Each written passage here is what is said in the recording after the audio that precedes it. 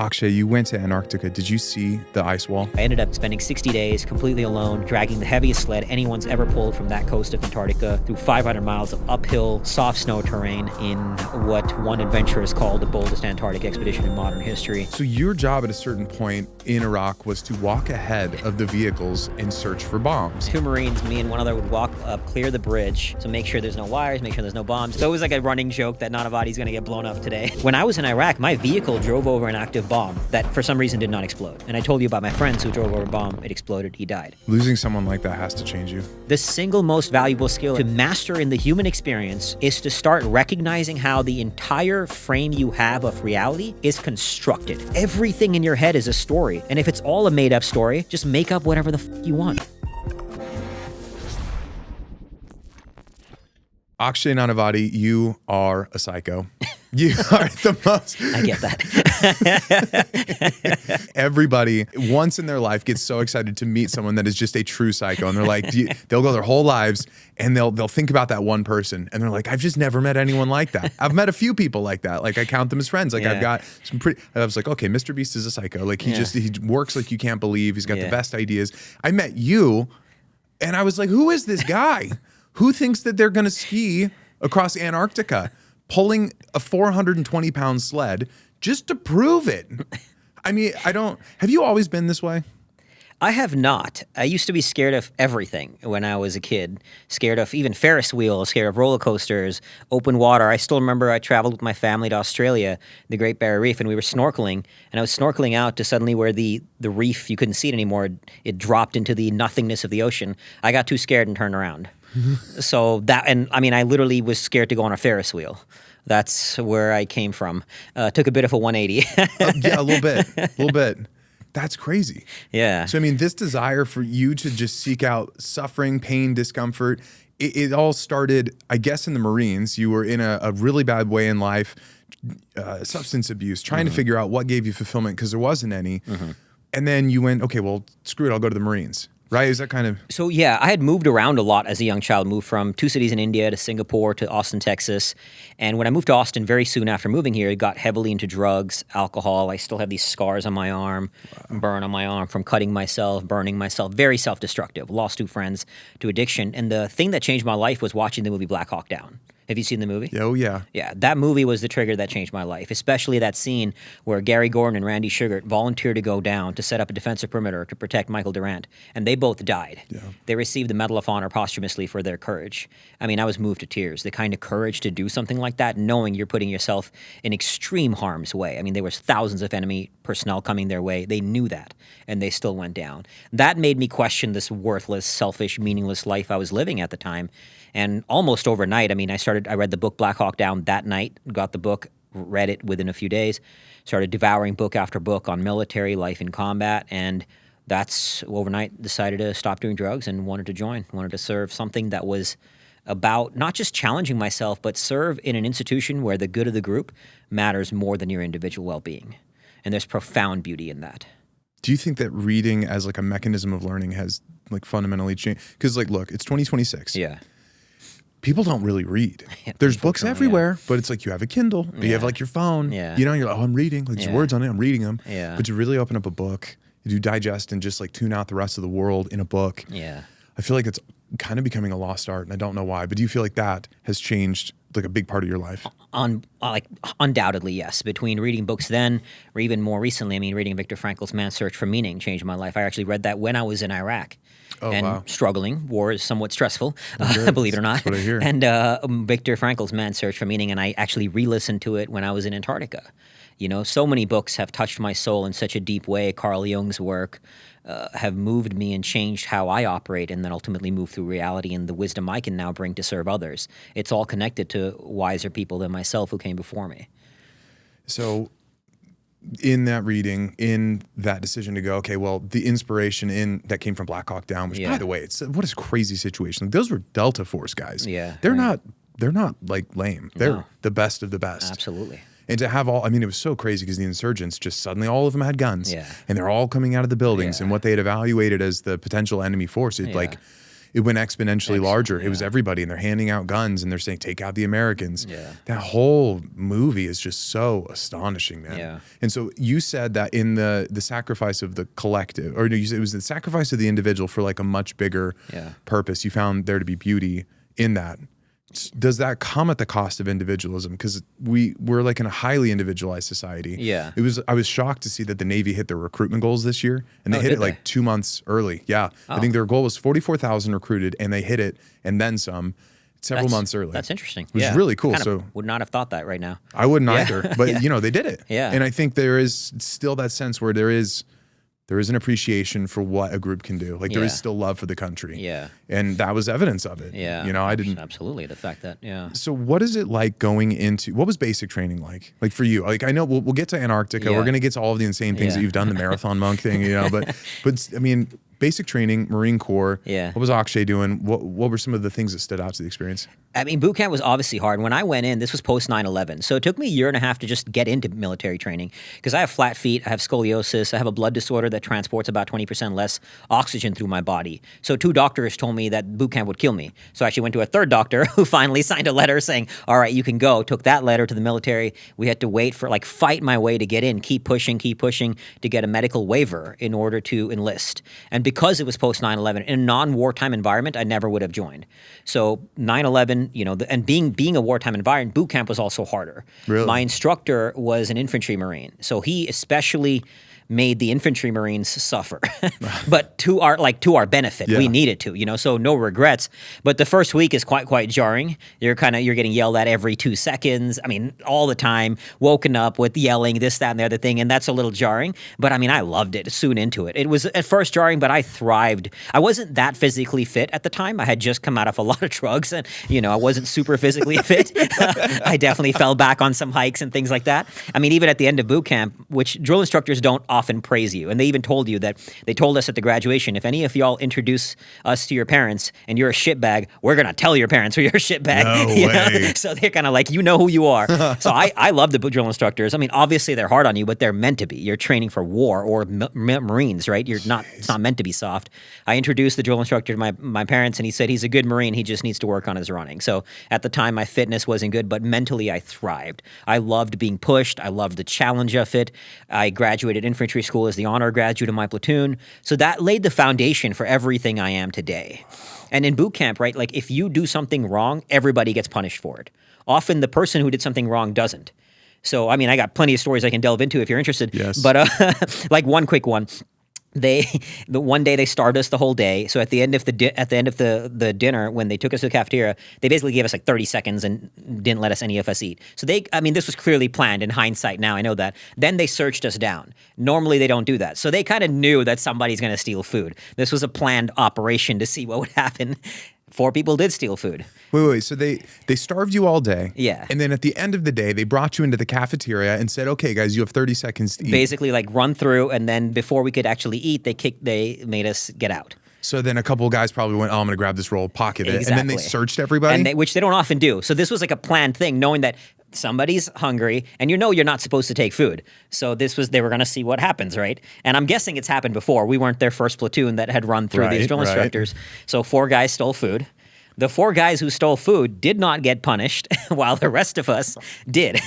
And I mean, punishment from boot camp can range from all kinds of things. Sometimes it just being like you're being hazed physically for hours on end in the squad bay, running around, push-ups, this and the other thing. One punishment was making you drink 10 canteens of water, which doesn't sound like much, but after the second canteen, you're throwing up. Yeah. And actually, it can be quite dangerous. Yeah, of course. It's quite miserable drinking that much water. No, sure. You're throwing up everywhere, you know, so things like that, you'd get punished whenever. And the 4 guys who stole the food did not get punished. And the idea was that imagine you're on a post in war and you fall asleep, you might live while somebody comes in and kills the rest of your Marines. So you get punished together, you win together, you suffer together.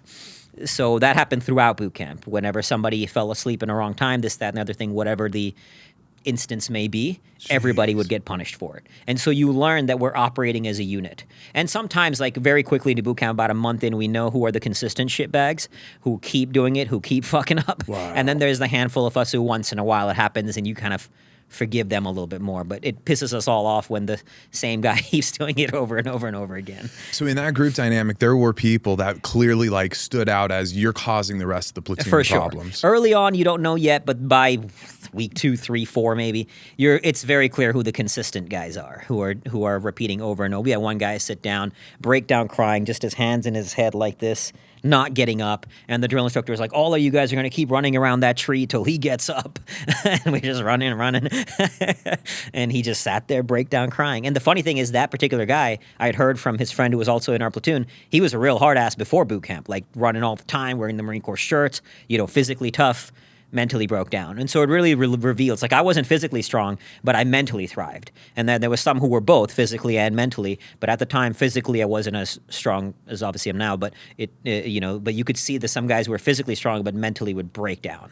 Wow. As a result of, because they're pushing you past a point where anybody can do any more push-ups. They're trying to see, can you still mentally stay in the fight? And that's what matters. Yeah, and you're supposed to simulate every potential fiasco you could run into, including getting ambushed. Yeah. That's a huge emphasis in boot camp. Is like I heard it was like a disproportionate amount of training. Is like, here's what you do in the instance of an ambush, 1,000 different ways. In boot camp, it's not so. Infantry guys will go to infantry school. Infantry school is where you learn more about war fighting. Okay. Whatever your job is. Boot camp it's almost like an initiation. Yes, Got you do it. rifle training and things like that, but it's really it's like an initiation. 13 weeks of suffering, really.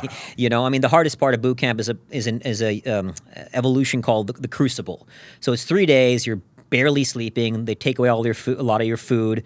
And our unit got pulled by the drill instructor who said all the infantry Marines. So these are the guys who, after boot camp, they're choosing infantry as their job. Because there's many other jobs. Most people think of Marines and think infantry. You kind of think of the war fighting. But there's mechanic, there's supply chain, admin, whatever. And actually, from what I understand, only 10% of Marines is infantry. So it's a very small part. Really? But our drill instructor was an infantry Marine, so he took all the infantry Marines and called us the Death Squad. So he was fucking with us left, right, and center. Like, everybody else would be hiking, we'd be low crawling, And because I twisted my ankle on the first hike in the Crucible, not in boot camp, on this Crucible phase, and now I'm struggling. The drill instructor's like, you can go to MRP. MRP is what's called Medical Recovery Platoon, and essentially you just have to wait there to recover, and you'll get reattached to another unit whenever you're fully recovered. Whoa. But that means you got to stay longer. You're not going to graduate with the guys you've already been suffering with for 6-8 weeks at that point. And so I was like, no, I'm going to suck it up and deal with it. But because I was hurting, he would push me extra hard. He would be like, all right, when we're all hiking, he would make me sort of run up to the front of the school, like the patrol, and then low crawl to the back and keep doing this because you're hurting. Can you endure it, or are you going to quit? So especially when you show weakness, they're going to pounce on that as an opportunity. And I actually think to this day, I joke with my wife, Melissa, who I'm like, what the best cure for stress is? More stress. Yeah, she gets very sick of my nonsense. Yeah, she's not going to agree with that. She's like, every therapist doesn't agree with you, buddy. Yeah, she doesn't always agree with my nonsense. In fact, mostly doesn't. But obviously, to a certain degree, I kid with that. But I think it was the best time to be tested. Is your ankle? When I finished the Crucible, my ankle was like a little purple ball. I remember once I was limping a little bit. This was the end of Crucible, and one of the drill instructors sees me. Nanavati, why are you limping? And I'm kind of like, no reason. This recruit's good, sir. You don't say I in boot camp. You say this recruit. So you're like kind of removing all individuality. There is no I. So I was like, this recruit's good because I didn't want them to push me out of. And obviously, a lot of times I got helped by buddies as well. Certain evolutions where we had to do things, my buddies would help me kind of take a little easier position because of my ankles, things like that. But when they see that point, they're gonna pounce on it. And it trains you. Unreal. Yeah. They move you through different stages, and you said it was like an initiation, basically. Yeah. It's like 13 weeks of initiation. Yeah. One of the ones I always hear about that fascinates me is when they tear gas you. Did you go through that? We did do the gas chamber. What was that like? It's horrible, man. It feels like, so they put you in, you're wearing a gas mask, but you're going to have to take off your gas mask. That's sort of pre-planned. And they tell you right ahead, if anybody sort of starts complaining or crying or whining, we're going to make the whole unit wear hold the gas mask off for longer. So that you go in there with the gas mask on, you can't see anything too quickly, and now you take off the gas mask instantly. It feels like razor blades going down your throat. You're not going to be able to hold your breath for as long. Snot's coming down, tears coming down, and we're holding our gas mask, and one dude is like, I can't breathe, and they're like, oh, he can't breathe, which obviously he can. If you're saying you can, right? If you're talking. And so like, oh, good, we're going to wait till he starts breathing okay.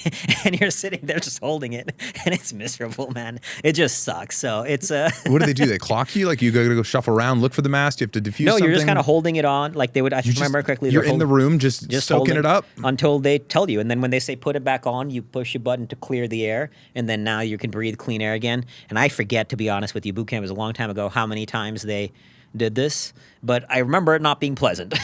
Gosh. So And then go ahead. No, and then you'll do gas chamber evolutions kind of throughout your time in the Marines. We've done it a few more times, but boot camp was the only one where they really fuck with you. They make you hold on. After that, like a few times, you'd go in with the gas mask just to test the gas mask, but they wouldn't necessarily make you take it off because once you're officially past boot camp, you're treated like a human being again, not just this entity who's a nothing. But like me and a couple of my friends were like, it's kind of no point going through the experience unless you feel it. So we'd consciously take off our gas mask sometimes just to, there's no point if you're not going to feel it a little bit. You're not getting anything out of the experience. So I have one picture. I don't know how many people agree with you on that. I'm going to be real with you. That's crazy. What were some other kind of like grungy, like that was hell, glad I did it, like the gas mask, gas chamber thing? What were some other things? Throughout, the hikes were miserable. There's one called Mountain Motherfucker, just a steep incline. I wasn't hiking it the way I do now, so I really suffered. I was a mortarman in infantry school, so you're hiking up these monster hills with like the base plate, with the mortar tube, and all that shit's heavy as hell, and you rotate with your squad. The whole experience, I remember once I went to mountain warfare school where me and one other Marine were performing really well, so they were like, all right, you guys don't have to do this next. It was kind of like you're going to walk through a stream, and it's freezing cold, the water. They're like, you guys don't have to because you did well unless you want to. And we're like, fuck yeah, we want to. I want to soak in this whole experience, So, just throughout, I remember sitting in infantry school once, and you're seeing tanks go by, and I just remember smiling, what a unique life experience. You're seeing things I saw in movies. We're shooting rocket launchers. Like, in wartime, all that shit's scary. Yeah. In training, it's a blast. Right. It's so much fun. Like doing urban warfare training, clearing rooms. It's like all the shit you see in the movies. In training, it's super fun. Little terrifying when you're like, shit, I have to do this in war. Yeah. But in training, unbelievable life experiences. Do they fire live rounds over your head? Do you get No, that? they during those kind of evolutions where you're crawling through the barbed wire and all that kind of stuff that you see in the movies, those O courses, it's with blanks because I believe people Somebody has stuck their heads up. Yeah, exactly. I've heard that. So I think they stopped doing that. We just can't predict what these guys are going to do. So you were a mortarman. What kind of math goes into that? Because the mortars, that really changed the calculus on the battlefield in, I think it was World War I. And it's so fascinating because there are some countries today, I don't want to name them because people are going to get mad, but there are very specific countries today that do not have any kind of mortar or artillery divisions because I'm not kidding. They don't know how to do the math for it. Yeah. So how do you approach being a mortarman? So when you choose your job in the military, I chose infantry, and I was kind of choose whichever infantry. Within infantry, there's a few different units, and they put me in mortarman, and I actually got selected to the. What was it called now, man? It's been a minute. But because actually after infantry school, I kind of didn't touch a mortar for most of my Marine career. Oh. Because in Iraq, it's urban warfare and it's counterinsurgency warfare. So we were all essentially riflemen. You're essentially walking through the streets with a rifle because the nature of counterinsurgency, you're not going to use weapons like that. Right. You're trying to obviously not kill innocent people, So I didn't, outside of infantry school and maybe the first year in the Corps, I barely touched a mortar. But I was in the squad that would do the math to calculate how to find the right round, where to drop the round. And I cannot for the life of me remember now, it's been years, but you do the math, okay, there, and then you give the numbers to the guy sort of on the mortar. In mortar training, we learned all of it, but and then they kind of had to set the mortar and drop the round. So that's the pitch and then kind of the velocity, or what are kind of the levers that you can throw on it? Because I'm a civilian, I've never seen a mortar in real life. There was two bubbles, so the left and right and the up and down kind of thing, right? And the number is based on what we in that squad, I can't even for the life of me remember what it is now, but we would do the math to calculate that. Yeah. So those guys, it was kind of actually funny. We used to talk a lot of shit. So those guys were considered the guys who were good at math and the deep thinkers in that squad. And we were all non-Americans. It was an Irish guy, an Ecuadorian guy, me, an Indian. All of us were and we used to talk mad shit to the Americans. Obviously, we were all not originally born from here in the squad requiring hard math and thinking. That's funny. It was a very small. I can't even for the life of me remember what what it's called now. It's been so long. But all of us were from not from originally here. But we were the unit kind of doing the math. But most of us, again, after about a year, maybe a year and a half into my time in the Marines, we all essentially became riflemen for the most part, especially leading up to Iraq. Because that war, like during the 5-month training, you do what's called a workup to war. You're training for the specific environment you're going into.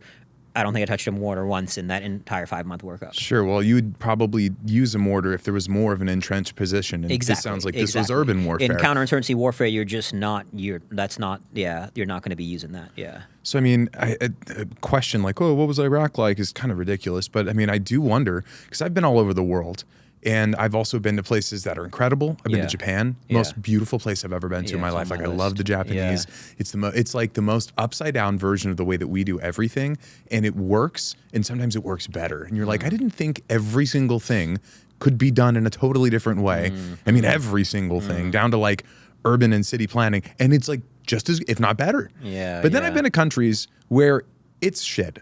Everywhere I go, it's just objectively shit. Like I've been to Haiti. And I spent like a long 10 days in Haiti, and I just couldn't believe it that some countries could be so backwards because there's just such fundamental, long-term corruption and just a misappropriation of funds, a complete indifference to the citizens. And then you come back to the U.S., you're like, man, I'm on the golden team. I feel so blessed. Yeah. But I hear, some people will say similar things on different countries in the Middle East. They have their pros and cons. They have all sorts of things like whatever people say. Afghanistan's like beautiful. Yeah. There's like mountains and lakes and rivers and things that people don't see. Yeah. But I've heard Iraq, I've rarely heard super positive things about Iraq. Like, what was your experience being there? The people, like most people everywhere, are normal human beings wanting to live a good life, take care of their family, and that's about it. And so we went in 2007, so closer towards the end of the war. And by then, I mean, our biggest threat was the IEDs. So the insurgents, it's not conventional war. We didn't get into sort of big battles. Our biggest threat was people trying to blow us up. We'd have pop shots go off all the time. But usually at that point of the war, especially, they're not attacking us in the firefights because we're just vastly superior, not just in terms of our training, but also our firepower. Sure. So mostly we're engaging with normal people on the street. That's what counterinsurgency warfare kind of is. You're in normal towns and cities. And again, they're good people who've been thrust into hell. I mean, I met a guy who had spent 8 years in Iran as a prisoner of war because of the Iran-Iraq war that Saddam had started. And you could tell he had been through more than I could possibly fathom. I mean, 8 years in Iran as a prisoner of war, the amount of torture that man I couldn't even fathom. But he would speak with such passion that Americans and Iraqis must work together for a better world. I mean, I had Iraqis tell me, I feel sorry Americans have to pay in blood for Iraqi freedom. So it was this, like, I had studied the war. I was actually a history major in school. So I had the unique experience of speaking about the war from research as well as on the ground experience. Whoa. And yes, there was a lot of lies, shouldn't have gone in, this, that, and the other thing. But on the ground, we were really trying to do good. When my unit was there, we opened up a train station for the first time in 4 years. We opened up a marble factory. We helped, like I was in a particular squad with the company commander where we would work with the locals to help rebuild their government. And most people, again, we are all ultimately slaves to a culture that we grew up in that we did not choose. If you grew up here and you grew up in Iraq, you grew up in India, wherever you're born, the culture around you, the world around you is going to embed your identity. You didn't choose it. You didn't ask for it. Yes. But at the core, human beings are human beings going through a human experience. And they kind of want the same things, to reduce some of their suffering and to create a life of greater joy and fulfillment, And that was my experience. And I've also been blessed to travel like maybe 60 countries. And some, like you said, some are really, really struggling. They're going through the darkest experiences in humanity. I've been to post-war zones, like beyond war. I've worked in post-conflict zones with former child soldiers, survivors of sex trafficking, people in extreme poverty. And I mean, I remember I did this run across Liberia, post-war Liberia. That country has endured hell in their civil war. And I was running 167 miles across the country, as one does. What? What? I was doing a marathon a day to help raise funds to build a school. After the run, we were doing this kind of work out there, humanitarian work with this particular group, filming a whole thing around it. So I went in there early to do this run. And you couldn't do that in like Ohio? You went to Liberia? Okay. Yeah, we were going there for the humanitarian work, so I wanted to add on the run as my mechanism for change. Like, it's something I love, and it was a way we raised a lot of money thanks to the run, because it's a unique story, right? But I remember one day I was running, these two kids start running with me, and I start chatting with them. One kid had lost his mother to the war. Father left. He was living with the other kid in a tiny village. One wanted to go to medical school, the other in vocational training school. The odds of that happening were damn near zero. And the only reason I got more lifetime opportunities than they did, because I was born to a good family who, at the time, middle class. Now we're very well off, but still well off. Certainly not poverty. Yeah. I was born to good parents and in a good environment. So I'm as automatically, like you said, if you're born here you're blessed with a million times more opportunities than many corner of the globe. It's a cosmic roll of the dice. And exactly, I don't know why. I don't know what the bigger purpose of that or this is, but you see that. It's the unfairness of it, and it is what it is, and you try to do what you can to help alleviate some of that suffering. But long-winded answer to come back to your point about Iraq is like most of my experiences, whether it be Liberia, Iraq, anywhere, is generally speaking. Now, of course, in Iraq there was the insurgents, few people who want to watch the world burn, but most people are just like the rest of us with slightly different perspectives as a result of where they were born and who they are. But they want to take care of their family, they want to alleviate some of their suffering, and they want to experience a bit more joy and peace in their life. So you getting to Iraq in 2007, I mean, that was years after Blackwater went in. Like all the PMCs, the private military contractors. I mean, the guys that like real hard asses that went in and just had a carte blanche, go ahead and basically kill anybody that looks like they could be a threat. And there was years of that. I mean, ruthless mercenaries. Yeah. And they went in and they tore up. I mean, the area I served is a place called Haditha, where before going to the Iraq, if you Google, potentially still to this day, if you Google Haditha, the first thing that might pop up was the Haditha massacre. So a bunch of Marines had shot a bunch of civilians in Haditha, the area I was going to. Jeez. So I was like, they're going to fucking hate us out there. Yeah. But thanks to General Mattis, who I absolutely love and adore, he literally played, indirectly, but probably directly, played a role that saved my life and so many people's lives. How? Because he changed the way we fight that war. America is notoriously bad at counterinsurgency. We just go in and fuck shit, blow shit up. Yeah. Counterinsurgency warfare is a different kind of warfare. General Mattis started having officers implement counterinsurgency doctrine, which one of the core principles, there's many great books on this, is you got to win the people to win the war, and sometimes force is the greatest enemy. So that's what he did, and props to General Mattis, props to the unit that came before me.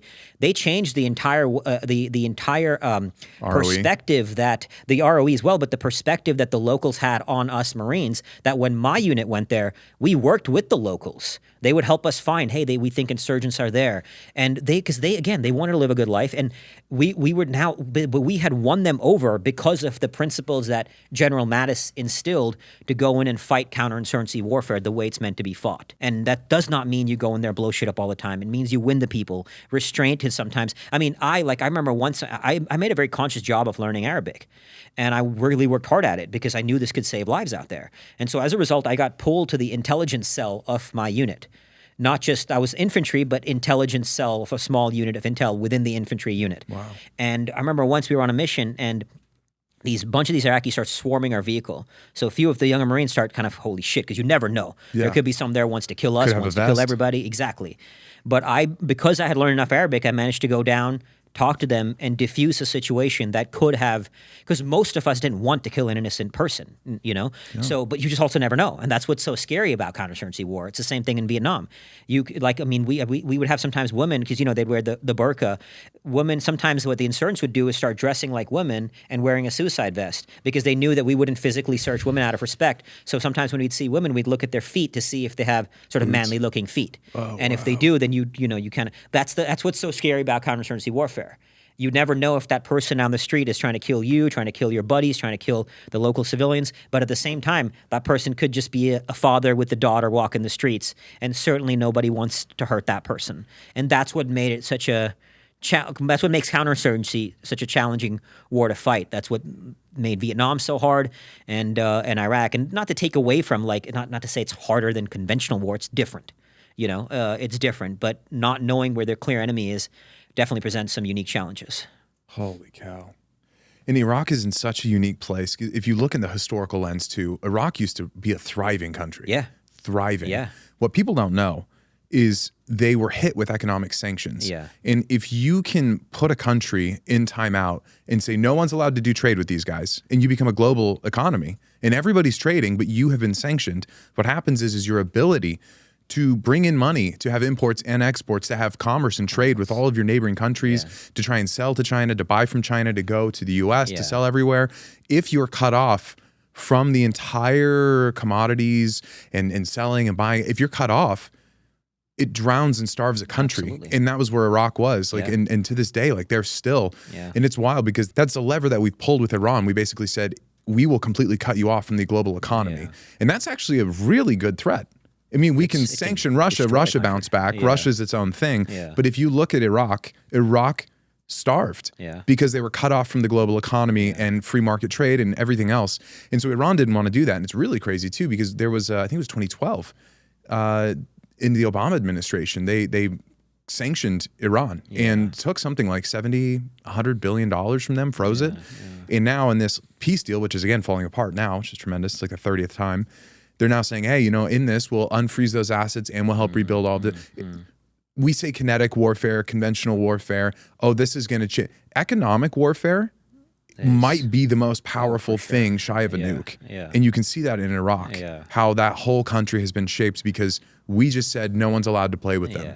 And that's hard because those are the people running the country, making those calls. And it's not like the father with his kid that got any say in that. Yeah, most people who suffer aren't the ones making the decisions, in every country in the globe, I think.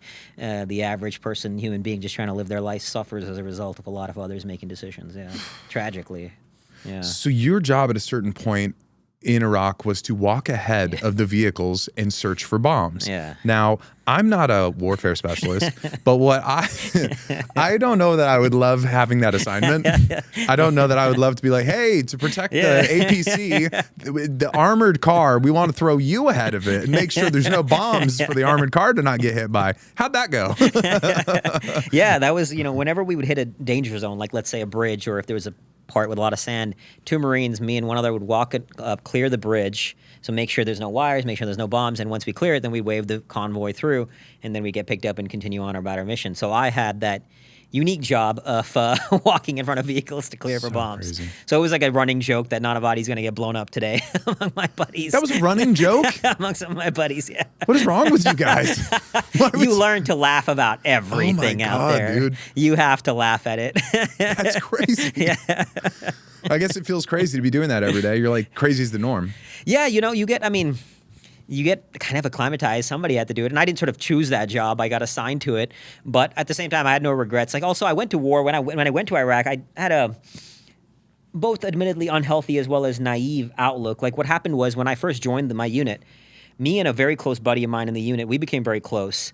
Him and me volunteered to go. We were the only 2 in our unit that were like raising our hand when who wants to volunteer to go to this unit, to go to Iraq, to go to Afghanistan. Most of our unit had just come back from Iraq, so these were kind of the salty war vets. There was maybe 20 of us who were young boots, just came out. And me and this other guy, my buddy Neil, we were the ones constantly like, that's why we're here, we want to go, That's madness. And one summer, like twice we got told we're going. Last minute, they were like, all right, you're not going anymore.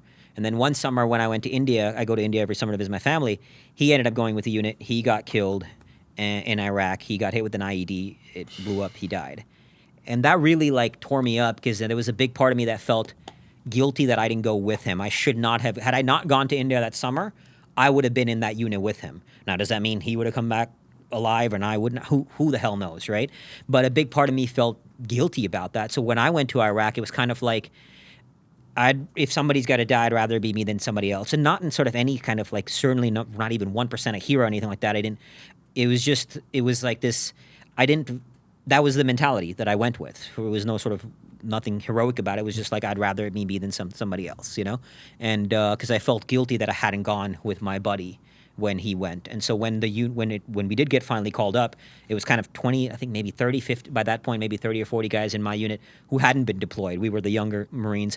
The rest of the unit had already been to war because they had come in earlier. So all of us, 40 guys, whatever it was, I can't remember how many, then got activated with the unit from Louisiana that we got sent to war with them.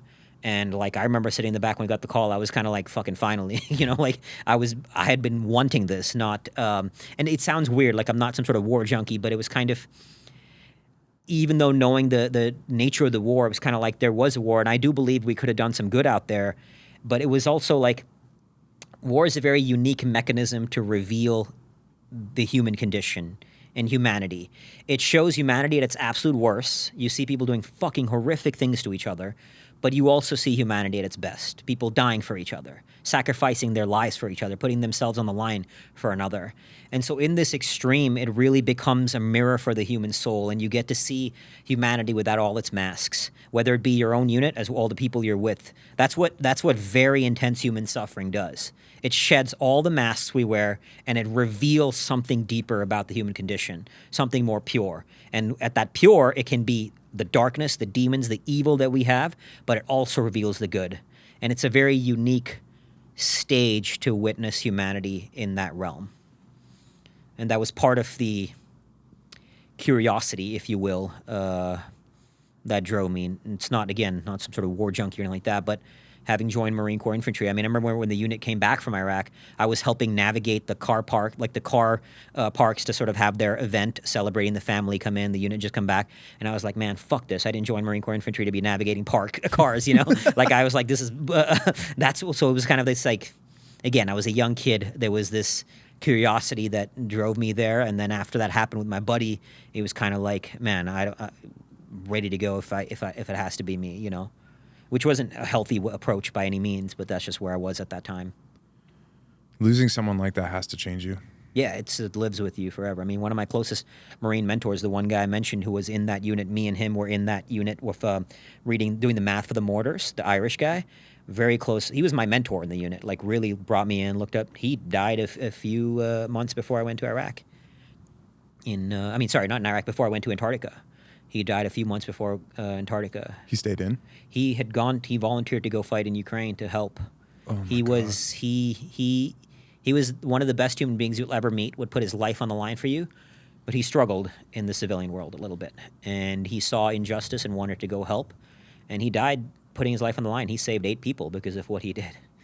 He died like in fire, saving 8 people because he walked into, as you can see, I still get emotional talking about it. And it happened a few months before I went to Antarctica. So you never forget. I mean, to this day, these guys, like, I still think about them. They still live with me. And I mean, that guy, Neil, my first friend who went to Iraq, that guy was one of the best human beings you'll meet, man. You know, these great souls. I don't know how people go experience those things, be on the front lines of defending our country, in this case, counterinsurgency, in a country that's like, hey, like, most people don't want us here. There's a few people that are appreciative of it because they're getting a bigger picture. Why did you have so much success reintegrating into society? You seem like an anomaly. I did not at first. I really struggled. When I came back from Iraq, I wanted to go back. I could not handle life in this world. I kept volunteering to go back. I was like, send me to Iraq, send me to Afghanistan. I don't give a fuck where. I want to go back to war. You see that in movies, by the way. Yeah. Like, guys will come in between, and usually the movies will be like, I don't know, like they'll focus on like a Green Beret or some sort of like soft guy, and then they'll be back here stateside, and they'll just be sitting there just like pacing a hole, like carving a hole in the floor, just pacing, ready to go back out because they want to go back out, like let the dogs loose. Yeah. And civilians can't get that. Like, I don't understand that. There's a unique kind of, as paradoxical as this will sound, there's a unique kind of peace in war. If you look at some of the core human needs, you get belonging. The tribe that you build it's hard to replicate in this world. Not to say you can't. We're blessed with a great tribe here, right? But you build brotherhood, tribe, separate from all the politics. On the ground, we're genuinely doing something meaningful and good, separate from all the politics at the higher level. So you have meaning. Right? You have belonging. You're doing something valuable. The volume of life is dialed up. It's certainly dialed up in the intensity of war. So there's not the kind of, I'm working sometimes some guy comes back and working some shit job in Walmart, whatever, like, you know, the boringness of life hits. In war, it's dialed up. So all of these things combined, it's an addictive environment. You know, and so I wanted to go back. When I didn't get the chance, I went to grad school to get a journalism degree so I could go back to war as a combat journalist. I wanted to go back to those environments, partly not only for the intensity of it and what I was seeking there, but again, to see humanity in that lens. There's, again, a purity to it. And so that was at one point what I wanted to do. I was like, all right, wars are dying. I'll go back to a war as a combat journalist. So I struggled. And then that path changed. I met my now ex-wife, but met my wife at the time. And so that path changed. Combat journalism's not conducive to a family life. No. So at the time, I was then seeking out other extremes. Like I went into a 1-month crossing of Greenland, dragging a 190-pound sled, 350 miles across the ice cap, similar to Antarctica, but like a smaller version of it. But at the time, I wasn't doing it as a conscious seeking for some sort of spiritual evolution. I was doing it as an escape. I wanted to return to a world of intensity where I felt more at peace. And when I came back from Greenland, now I've spent a lot of money. Now I'm, I don't have I had a corporate job for a year and a half before Greenland. Now I got to build my own business with no external structure imposed upon me. That's when the demons really started to rise. And so one day of drinking became 2, then 3, then 4. And this pattern would go on of like, I'd drink a lot. What the fuck am I doing? Sober up, then fall into the pit. And one morning after 5 days of binge drinking, I woke up, walked to the kitchen, picked up a knife, and was seconds away from slitting my wrists.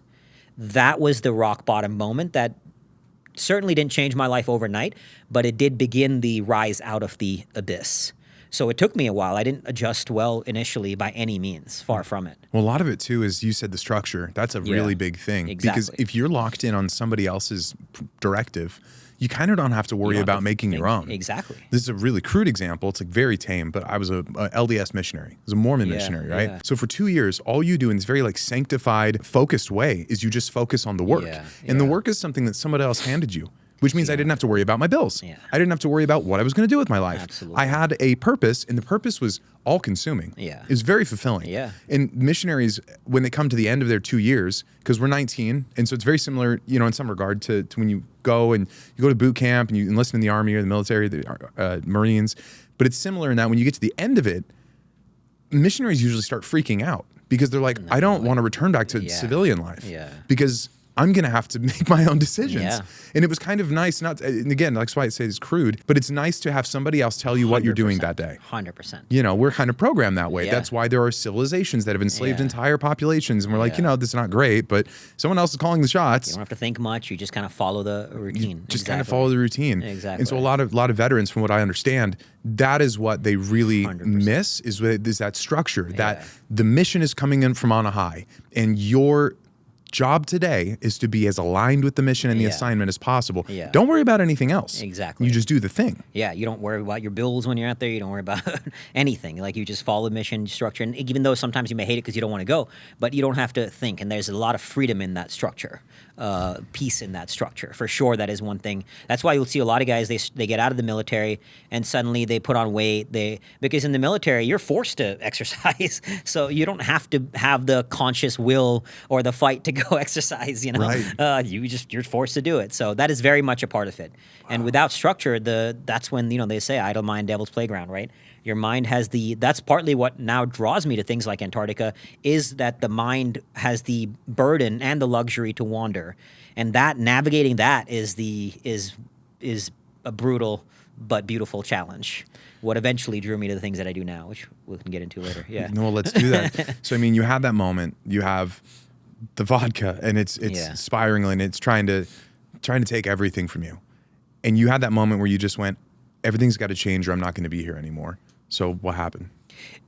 What shocked me in that moment was the fact that I even considered taking my own life. I had been descending, but never hit that low. That, oh my God, like seriously considering it. That was enough to start saying, all right, something's really got to start changing. So I started delving deep into neuroscience, psychology, spirituality, doing more work to understand the nature of trauma, the nature of suffering, what initially just to heal myself, but it led me on this far deeper quest to navigate human suffering. And and I broke my sobriety many, many, many times for sure, was far from perfect at it. That was what started my healing path and ultimately led me to my first book, Fear Vana, and the whole ethos of that fear, stress, suffering is not the antithesis of nirvana. It's the access point to it. And sort of the core takeaway for me was the realization that the biggest problem with our approach to mental health is the belief that it is a state of equilibrium, of homeostasis, a state without tension, without suffering, without stress, without anxiety. I mean, even when we hear the words fear, stress, anxiety, most people don't think of that as positive. No. And even the top personal development gurus or whatever, I've seen this, like they will help people or they'll tell people to get rid of it. Here's ways to get rid of it. And that's a deeply flawed problem. Okay. Because when you experience it, all you're doing is resisting the isness of that experience. The isness. The isness, yes. We've talked about this. The isness of that experience. I've always been fascinated by you saying that. So all mental suffering is caused by two forces, resisting or clinging. That's it. So what I mean by that, when I came back from the war, As I mentioned, I lost a friend. I've lost junior Marines to suicide, and I struggle with survivor's guilt. Now, therapists, people who love me, they tell me, look, it's not your fault. You shouldn't feel guilty. And I get it. Rationally, you can't control what happens in war. Bullets fly where they fly. Bombs explode when they explode. But the guilt was simply an expression of love for my brother. Everybody told me to eliminate the guilt. So now I feel the guilt. I resist the guilt as bad because I judge the guilt. I need to get rid of this because it's bad. What does it do? Resisting creates more suffering. It fuels the spiral until I reframed my relationship to it. I was like, guilt is not bad or good. There are no bad or good emotions. There are no bad or good experiences. There's only emotions. There's only experiences. And it's entirely up to us to decide what we do with them. When you judge something as bad, you're resisting the isness of that emotion. And we can get deeper into this, but emotions themselves are constructed, which we can get to in here a second. But coming back to the guilt, so I felt the guilt. I recognized it as an expression of love for my brother, not something bad. So I just reframed my relationship to it. For a long time, I put a picture of my brother, Neil, that I had lost in the war up on my wall, and it said, this should have been you. Earn this life. Wow. It became a mechanism to fuel me. It drove me to write my book. It helped me sober up. Now, I don't have that poster up anymore because what got you here won't get you there, so a tool works until it doesn't. It was a really valuable tool to get me to X spot, and then I no longer needed it, and then it was too much, and then you find a different tool. But at the time, it was such a useful tool to help me sober up. I leverage my guilt. Now, do I still experience it? Today, I can actually wield it as a weapon. When I do my long endurance things like Antarctica, especially when I spent the 60 days in Antarctica, there were times where I would consciously activate it. I would either listen to the music from Black Hawk Down. That music is so powerful. Mm-hmm. I would listen to it or just think about it and be like, all right, people died. You get to live, earn this life, take one more step. Because I now can wield it as a mental weapon when I need it. I'm no longer enslaved by it. What I did, and I didn't do this when I first sobered up because it was too dark a place to go, but once I got better and better on my mental path, to even master my relationship to the guilt, I would watch war movies knowing they would make me cry. I would watch them tear up, Pacific, all these movies like Saving Private Ryan, and then I would sit with the guilt, be with it, feel it intensely. So now I'm no longer enslaved by it. I'm used to it. I can wield this experience. I can consciously access it as and when I need it. And that was so collectively this helped me change my relationship to not only my guilt, but even trauma. I mean, what is trauma? Nobody can actually define that word. It's completely subjective. What is trauma to one person is not trauma to another, right? And everybody told me because I had survivor's guilt, because I was hypervigilant of loud noises, because I couldn't be in crowds, that I had post-traumatic stress disorder. But here's the thing. I spent 7 months in a place where loud noises meant death. Obviously, I was jumpy with loud noises. That's not a disorder. That's a normal survival mechanism to an experience like war. My brain had built a predictive mechanism to say, loud noises means death. You should probably be more aware of it. So I came back, I was hypervigilant. But by ascribing the label disorder to that thing, now I judge that as wrong, as bad. I am someone who has a disorder. It becomes part of my identity. Instead, I started to say, got it, I have post-traumatic stress. Call it what you want. I mean, eventually I removed even that label, but I accepted that label, acknowledged it. Okay, I'm jumpy with loud noises. It's not a problem. 7 months I spent in war. Okay, I just need to change the prediction. Now, I would for example, at the time I lived in New Jersey, I would go to New York City. I could not handle the crowds of New York City. So I would constantly get anxiety, right? So I'd start walking there and being like, I would practice gratitude. Think about all the people who built this building. Think about how many people came together to build the sidewalk I'm walking on. Like millions of people have come together to make this moment of my life possible. And I would direct my attention towards that, to gratitude, to appreciation, to the human experience that has allowed me to experience this moment in my life. And simply by changing the predictive mechanism, I stopped being hypervigilant in crowds. I stopped being hypervigilant with loud noises. But I removed the label of all these things we ascribe labels to. And I also want to be clear, labels are not inherently bad. They can be useful to help us make sense of our inner reality, but there's a point when they become a prison. Yeah, a crutch. Exactly. Oh, I can't do this because of this. And so eventually I realized and this is not just something I kind of made up on my own. This is centuries of spiritual wisdom. Neuroscience will back it up to show that we live in this constructed reality. And all these labels create our reality. They don't just define it. And so letting go of that disorder, oh, got it. I'm going through this human experience. Let me change my predictive mechanism, and I'll create a new one. there are a huge segment of the population too that kind of thrive on these labels. They'll introduce themselves, then follow up with the labels. It's in their Instagram bio. It's these labels. I have these disorders. I have these disabilities. I have these quantifiable things that a doctor handed down to me. Yeah. And it kind of defines their whole life. I'm not a therapist, not a psychologist. I'm definitely not a veteran. But I have always found that to be like a really reductive way of boiling yourself down. Like, I am the sum totality of all of the things that are wrong with me. Here are my labels. This is me. That way you know how to approach me. Don't approach me fast. Don't have a certain decibel, whatever. It's like on its face, you see why some people do it. But like people lose themselves into this. And it's like, it's not a small amount of people that operate this way now. Huge, I find it to be like very, it reduces their place in life. I find it to be like a really non-beneficial way of thinking. And I wish more people thought the way that you did. Yeah, it's completely limiting. It makes your identity becomes constructed around this label. That label then creates certain constraints. It puts you in this box. This is what someone with that label has, their capabilities, their possibilities, their potentialities in the human experience. Now I'm in that prison.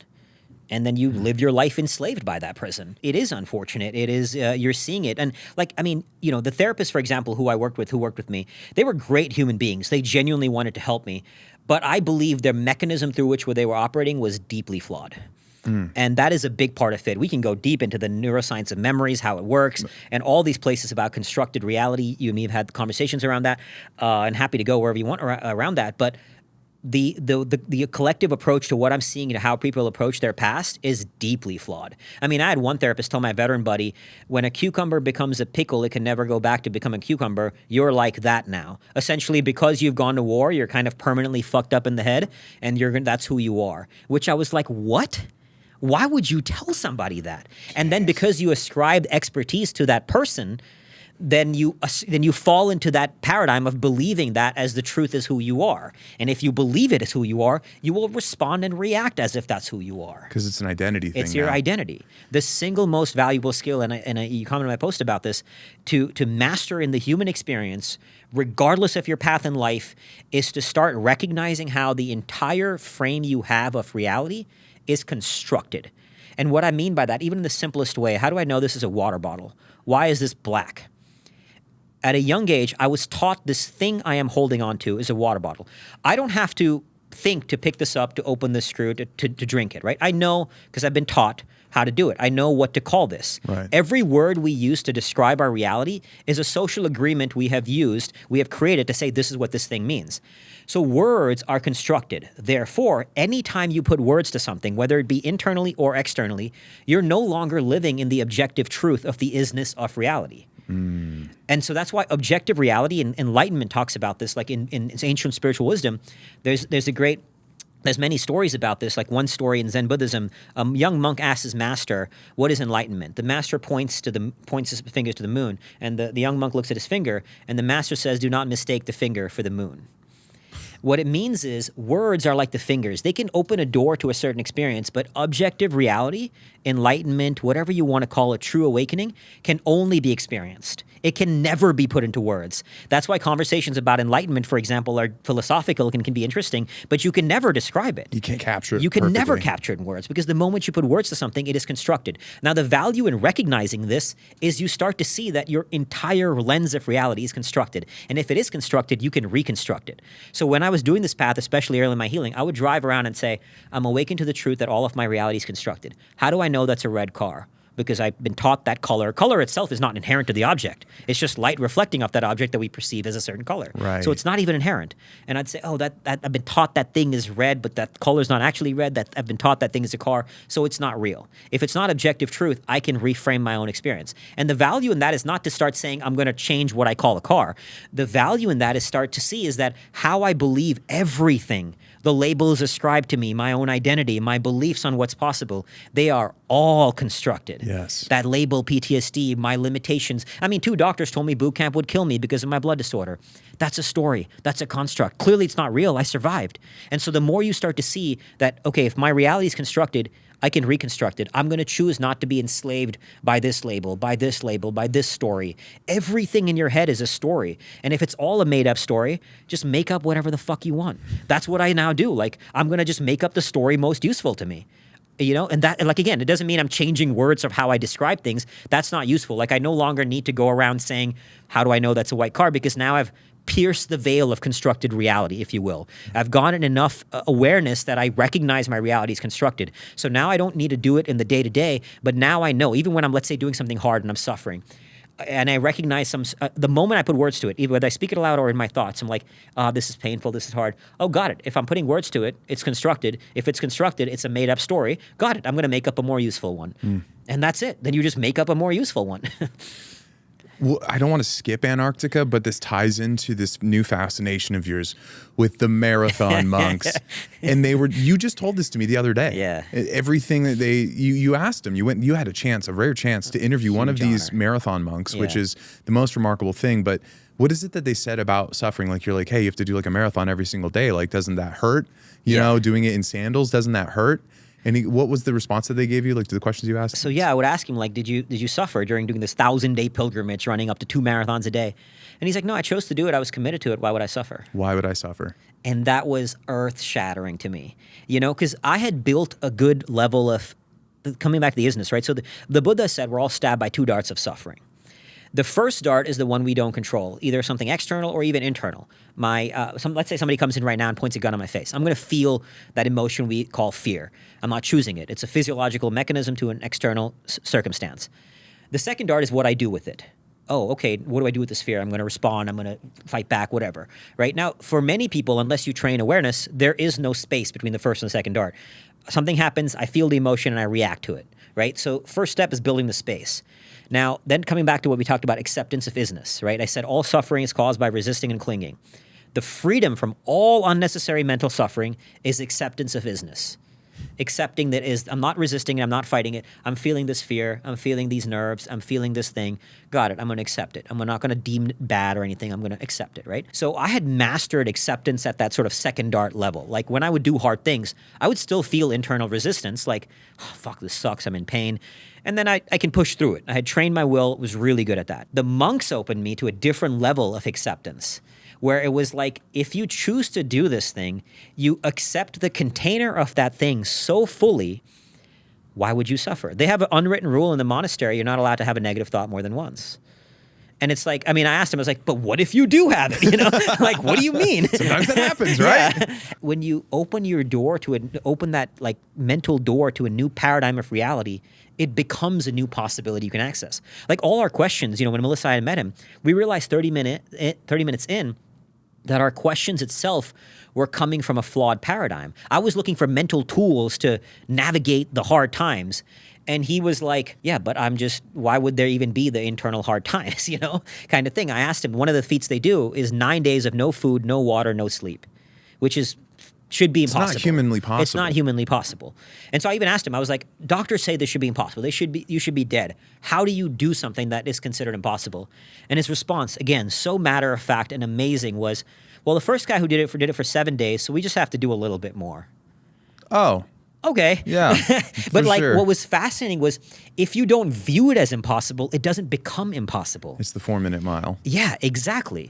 So he's a completely different paradigm. And I asked him, were you nervous before doing this feat? Like, what I didn't know, and I found out later, is after the 5th year, they do 200 days in a row. The first 100 days are 2 marathons a day. And then the second 100 days are 1 marathon a day. And I thought there's a little bit of a break before they walk into this 9 days of there's no break. They finish the 200th day. They walk straight into the monastery to do 9 days of no food, no water, no sleep.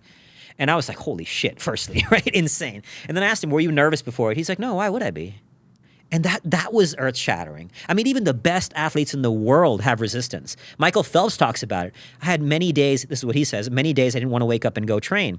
Now, he's Michael Phelps, so he still went and trained, but this monk didn't even have I don't want to wake up and go do it, which was earth-shattering. Do you think he was just saying that? You could see his response. That's what was awesome about it. Because it's one thing if I had, let's say, got those responses in email or something, right? I got face-to-face with him. He was baffled by the questions. It's almost like a child asking you a question that seems so obvious to you, and you're kind of like, what do you mean? That's a silly question. He was kind of like, no, why would I? Like, what do you mean, kind of thing. Now, he was very polite, Japan, very polite culture. Very polite. And he was unbelievably humble, but you could see his facial expressions. Many times he'd sit there thinking, he's almost like, how do I answer this? Like, wow. And like, I played a pretty high level of inner mastery. I would and say. he was kind of like, this is a silly, again, he didn't say it, but it's coming from like, almost like the approach was, this is a silly question, you know? So you could see it. He did mention, I mean, which again is insane. Like one point he had the severe injury in his foot where the foot curves, a severe injury. He had to have some surgery. And so for 3 days, he couldn't kind of bend his foot. He had to kind of like limp and still do the walk because I told you this, but we haven't brought it up right now. If they don't finish the 1,000-day pilgrimage, they have to take their own life. So they run with a sword and a rope to either hang themselves or commit seppuku. And so he couldn't stop walking no matter how painful his foot was, right? So he had to keep going. And he was like, that was the only time I suffered a bit, like mentally. and this is matter-of-factness to it was insane. You know, you're not faking that. Like you can see his expressions. You can see his dialogue as you're having the conversation with him. It was truly awe-inspiring.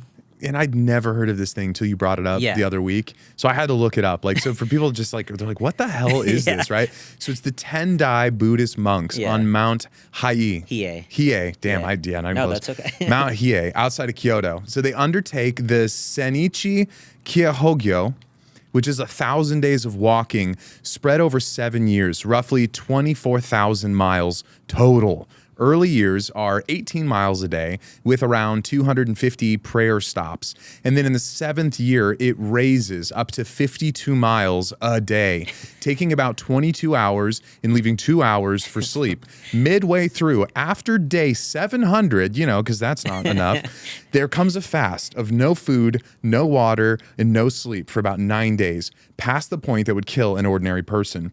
Traditionally, they carry a dagger and a hemp rope to take their own lives if they cannot finish. They wear white robes because it's the color of death in Japan, and the route is lined with unmarked graves of monks who didn't make it. Roughly 46 men have completed this since 1885, and the detail that connects everything is on day 1,000, when the monk finishes, there's no ceremony, there's no celebration. It's just done. So actually what they do, which I thought was really beautiful, they actually don't finish the 1,000 days. They do 975. And it's at that point, 25 more days is sort of a formality, but the symbolism of it is you never reach enlightenment. He doesn't consider himself enlightened or anything like that, even though they're considered living Buddhas, but he doesn't think that. He literally was like, I don't understand why people think it's exceptional, like with total humility. I mean, it was crazy. But they finished 975, and the idea being you spend the rest of your life finishing those 25 days. Which I thought was so beautiful, the symbolism of that. And again, he's the most he doesn't look like some savage beast of a human being, small little guy. Yeah, he's going to be pretty leaned out. He's actually not as lean as you think. Not anymore, no maybe. Food, nothing but walking? I mean, he had finished the marathon, the Kyogyo many years ago now, but just a very normal, humble, gentle-looking soul that's done the most savage feat of human endurance you'd ever come across. And one of the most, again, humble, polite, kind. I mean, he was thanking everybody for being there at this event. I had the honor, and I told the guy who invited me, I had to speak at an event after him. I was like, dude, you're making me speak after a marathon monk? Like, thanks, man. Yeah, that's Rearrange the docket. Yeah, exactly. That's a tough act to follow. Talk about ridiculous. But I had the tremendous honor of speaking, as well as speaking with him one-on-one. And at the whole time, he's like, thank you all for being there, for giving me the time. Like, he's just so down to earth and humble. It was like, for 7 years since I heard their story, it was like, if you asked that question, who's one person you wanted to meet in your life? My answer was a marathon monk. So it was a real dream to actually, and truly life-changing for both my wife and I, for people we've shared the story with. I mean, since coming back, I've done 12 hours on a stair climber. I did 6 hours after a day of no food, all kinds of different challenges, hard, even high-intensity workouts, so not just long endurance. And dude, I've never done those things with a state of complete peace, complete surrender. I literally told myself when I did the 12 hours, and normally it was zero doubt in my ability to finish it because I've done that many times. But this time I was like, I want to see if I can do it with no internal resistance. So I said, I don't stop till this watch says 12 hours. And 12 hours is a construct, right? Time is constructed. 1 hour can feel like a minute, 1 minute can feel like an hour. So I didn't even say 12 hours. Till the watch says 12, this is my container. I'm going to surrender to this container. And this message started coming to me. I would mantra, this mantra came, this is the container, I am the messenger, please God, guide me to whatever the message may be. And just kind of repeating this is, so there was a level of surrender and acceptance I myself hadn't attained simply by being exposed to the paradigm that you don't have to experience that internal resistance. I mean, actually, finally walking into this room today, it's finally getting up to like 110. I'm so excited because normally, like, I like it when it's cooler, but now I want to go tire dragging, which was my core training for Antarctica, in 110 or 120 degrees to practice if I can. Because tire dragging in heat was one of the more miserable things I've done. I'm sure. I can see I've why. dragged truck tires like 5-10 hours in 100 plus degrees. It sucked. So now I was like, fuck yeah. I can't wait for it to be 120. I want to go out tire dragging and practice that deeper level of surrender. To not whether or not I can do it for the hours, that's not the question. The question is, can I do it with no internal resistance? And I cannot wait to experiment. Well, if you shoot an invite my way and it gets lost in the mail, I don't know what happened. I apologize in advance. The mail system these days, man, it's because I was totally down. Okay, so that's crazy. But there's a segment in your story, and it's still being written, but we got to talk about Antarctica. So how did you decide to do this? You didn't go to Antarctica just once. You went twice. Yeah. So what were you thinking? Why did you go to Antarctica? What led up to it? So after, I had hit that rock bottom moment, wrote Fearvana. I actually hit rock bottom again after, without going too deep into it, my ex-wife got caught up in a cult, had a divorce, broke me for a little bit. Hit rock bottom again. I went into 7 days of darkness. I did the darkness retreats to kind of navigate some of that. So now I came out. I'm in a good space. Well, let's talk about the 7 days of darkness really quick. They say that like the DMT in your brain gets activated after a couple of days. Did you start seeing lights. The brightest white light I've ever seen was in that first darkness retreat. I've done it twice since then, but the first darkness retreat, day 5, blinding white light. Blinding. Like I mean, scary? I had to cover my eyes. It was blinding me. And it obviously didn't stop the light because it's not externally coming, but it was blinding. And throughout the whole 7 days, actually about starting day 1, the lights were permanent. You see red lights, green lights. I had one moment of the blinding white light. And so you literally have these light shows that are surreal, deep meditation sitting. I mean, because it's pitch darkness. You cannot see your hand in front of you darkness. That's what creates those DMT-induced hallucinogenic type experiences. So what do you get out of sitting from 7 days in darkness? You get to open doors within yourself that are almost never opened. To get that level of stillness is challenging, but profoundly beautiful. To go that deep within. I mean, I was journaling in the dark. Like I had a ruler and I would write. Obviously, I couldn't see what I was writing. So needless to say, it wasn't on the lines. Your notes are probably not the most coherent. You're like, damn, that was nowhere near where I thought it would be. My handwriting's terrible even when I can see what I'm writing, let alone when I can't. But I mean, what came through was profoundly beautiful. It was almost like, I was like tearing up reading it after coming out of the darkness as if I hadn't wrote it. I was sort of call it a message being given to me, as a messenger. So you just get to go into places you don't otherwise get to go. And to open those doors, it's challenging because what comes out is not just these beautiful divine moments of sunshine and rainbows. It's the darkness, it's your pain, it's your demons. But one of my favorite quotes that reflects inner mastery is from Carl Jung. He said, "Until you make the unconscious conscious, it will direct your life and you will call it fate." Coming back to what we said about freeing yourself from the prison of constructed reality. It's those experiences like in the darkness that allowed me to free myself and recognize reality is constructed because I got to go so deep within myself and make the unconscious conscious. Initially, the first time I went in for the 7 days was more to kind of heal some of the experiences from the past. I didn't like who I was when I broke my sobriety after the divorce. I do everything pretty hard, so I went into the pit pretty hard. I didn't like that about myself, so that time I went in to kind of figure some things out. But the second time I went in for 10 days was training for Antarctica. So at that time I went in with a very different mentality. That wasn't to heal the past, it was more an eye to the future. Wow. And both experiences were profound in their own ways, but in some ways the first one was even deeper in some ways. And there are some experiences like, I don't know that I need to go through the dragging a 400-pound sled across Antarctica. Yeah. I am intrigued by the darkroom thing. It's profoundly beautiful. I could not recommend it enough to almost anyone. There's a great quote also from the French philosopher Blaise Pascal. He said, "All of humanity's problems stem from man's inability to sit quietly in a room alone."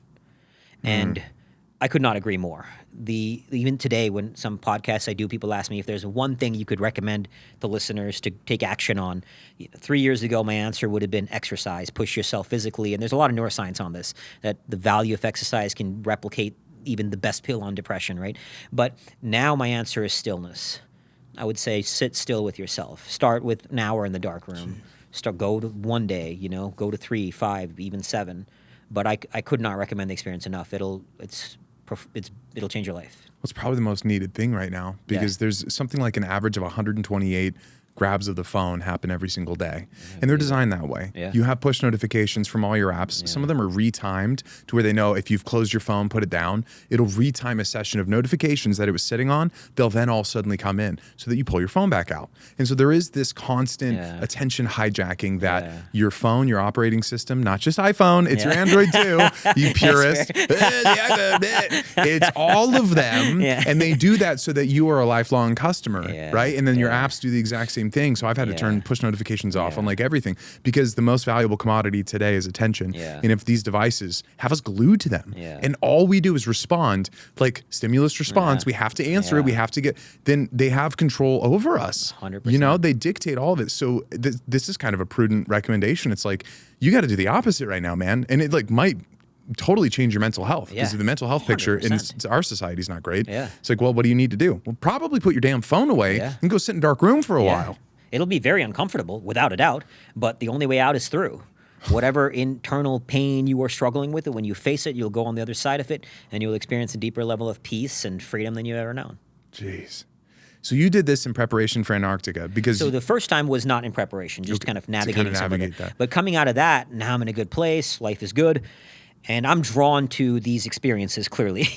And so what drew me specifically to polar travel was I've been blessed to have experienced a lot of life. And out of all the hard things that I've done, polar travel was the hardest mental challenge. Just because it's cold? Not just that. So you're in a very hostile environment, the cold. But unlike mountain climbing, which it often gets compared to, every day looks the same. You're walking in flat white nothingness. Every day you wake up, do the same exact thing. Unlike a mountain, when you're walking up and down the mountain, the views are different. Every day is a little bit different. The terrain is different. You take rest days to acclimatize. On a mountain, you know, I've done a lot of mountain climbing as well. You're on a thin ridge line where it could drop 1,000 feet on each side. So your mind is right there. You're not thinking about things. The environment to some degree pushes you into flow. In Antarctica, imagine just walking on a flat white terrain staring into a white wall for 12 hours a day. Your mind's going to wander. And that wandering, it's this dance with like how you navigate and feel time in those moments. So I was drawn to polar travel because it's also much less dangerous than mountain climbing, but it's far more mentally and physically challenging in my experience. Just because of the flat white nothingness. Because of the monotony, the boredom, the like every day you're literally waking up. You don't see new views for the most part. Now, there were some days in Antarctica where I did have mountains. Ooh, a mountain. Yeah, exactly. The first time I saw a mountain was 30 days into Antarctica. Every day for those 30 days, there was nothing. Flat white nothingness. And so waking up in that, it's this beautiful mental battle. And so that's what drew me to it. I had done Greenland at this point, the 1 month crossing of Greenland, which was a mini version of Antarctica. And so I was looking for this next thing to draw me into new places within myself, within the human mind that I'd never been. I want to this day, drawn by a curiosity to explore this infinite realm of the mind. And what had never been accomplished yet in Antarctica was a full coast-to-coast crossing without dogs or without kites. So people have done it with like dogs and kites. People have done it with dogs. They've done it with wind power, which you can get quite a big distance because the wind is pushing you. So to do it without that, it had never been, let alone accomplished, never been attempted. So the journey was 1,750 miles. I had 115 days worth of food. You have a limited time window because it starts getting into Antarctic winter. So everybody has to get out before then. So 115 days, 1,750 miles completely alone was the goal. Jeez. It was not only the first, again, it had never been completed, let alone never been attempted even.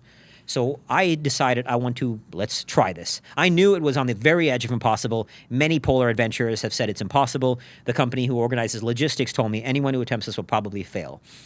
Now, of course, I wanted to complete it, but I would have rather I chose to do an expedition so hard that it could, the odds of success were lower than the odds of failure than to do another expedition that, let's say, still would have been hard, but I would have gotten it done. Sure. Because I wanted to play on a deeper edge, and I wasn't looking for success as measured by applause from anybody else. The journey did have to. I did have to confront some of that desire for external validation, which was also beautiful to confront that. But that's what I wanted to do. So I spent 3 to 4 years training for it. Did multiple expeditions in the Arctic. Went to Antarctica the first time. That's where I lost the 2 fingers to frostbite. On my first training expedition in Antarctica. Which is a wild story too. Yeah. Because you knew they were dying, but no one would sever the fingers. So these 2 fingers got very, very black. They were like black zombie fingers. They were quite gnarly looking. This one became a black nub. It has essentially died completely. This is the right ring finger. It had to be cut off, so it had to go. It was still a funny call in Arizona to calling hand surgeons, plastic surgeons, doctors, hospitals. I got frostbite on my finger. I needed to get surgically removed. Can you help me with this? Nobody would do it. So my family lives in India, so I went to India, got it cut off, $300, bam, finger cut off. It's only $300. $300, dude. Man, you got a booming industry over there. If anybody needs a finger cut off. Kind of cost-effective strategy over there. Exactly. So what happened was this finger, the left middle finger, it recovered. I was doing a training expedition in the Arctic in a place called Svalbard. It got to minus 37 degrees, very cold, and I was really struggling because once you get frostbite, for the rest of your life, you're more prone to frostbite. So this finger would get cold faster than all my other fingers. And that's a real problem when you want to go into the cold. So I met a doctor in the Arctic, and I was like, hey, this is kind of a problem. What do I do? I was like, I'm potentially thinking of cutting it off because it's just a liability. And he was like, don't do it. I was like, don't do what? He said, don't go back on cold weather expeditions. Forget about don't cutting it off. And that to me was not an option. So it was a bold decision, but a calculated risk. Even though it recovered, it looked like a normal finger again. I decided to have it surgically removed. Needless to say, nobody here would even touch it. I didn't even bother. Went back to India. Even this doctor over there was like, dude, we can't do this. Like, ethically, it's not. I had to fight with the doctor, meet 3 different doctors, and I was like, here's why I need to get it done. And the thing that actually convinced him to do it was my mom, because my parents live in India, right? So my mom said, doctor, I need you to do this for my son. And like, what kind of mom would say that unless there's a really compelling reason? Yeah. And so thanks to my mom's support, they cut the top of the finger off. And I mean, too. Oh, dude, it hurt. Like I had local anesthesia, which the 3 needles in the finger hurt like hell. But as soon as the anesthesia wore off, it hurt. Oh my gosh, like hell. dude. And that night, while I couldn't sleep too well, and I accidentally, while trying to roll around and sleep, I slammed my finger against the headboard. I still kind of cringe thinking about how fucking painful that was. It was all bandaged up, and I go bam while trying to roll around and sleep, and it hurts so much.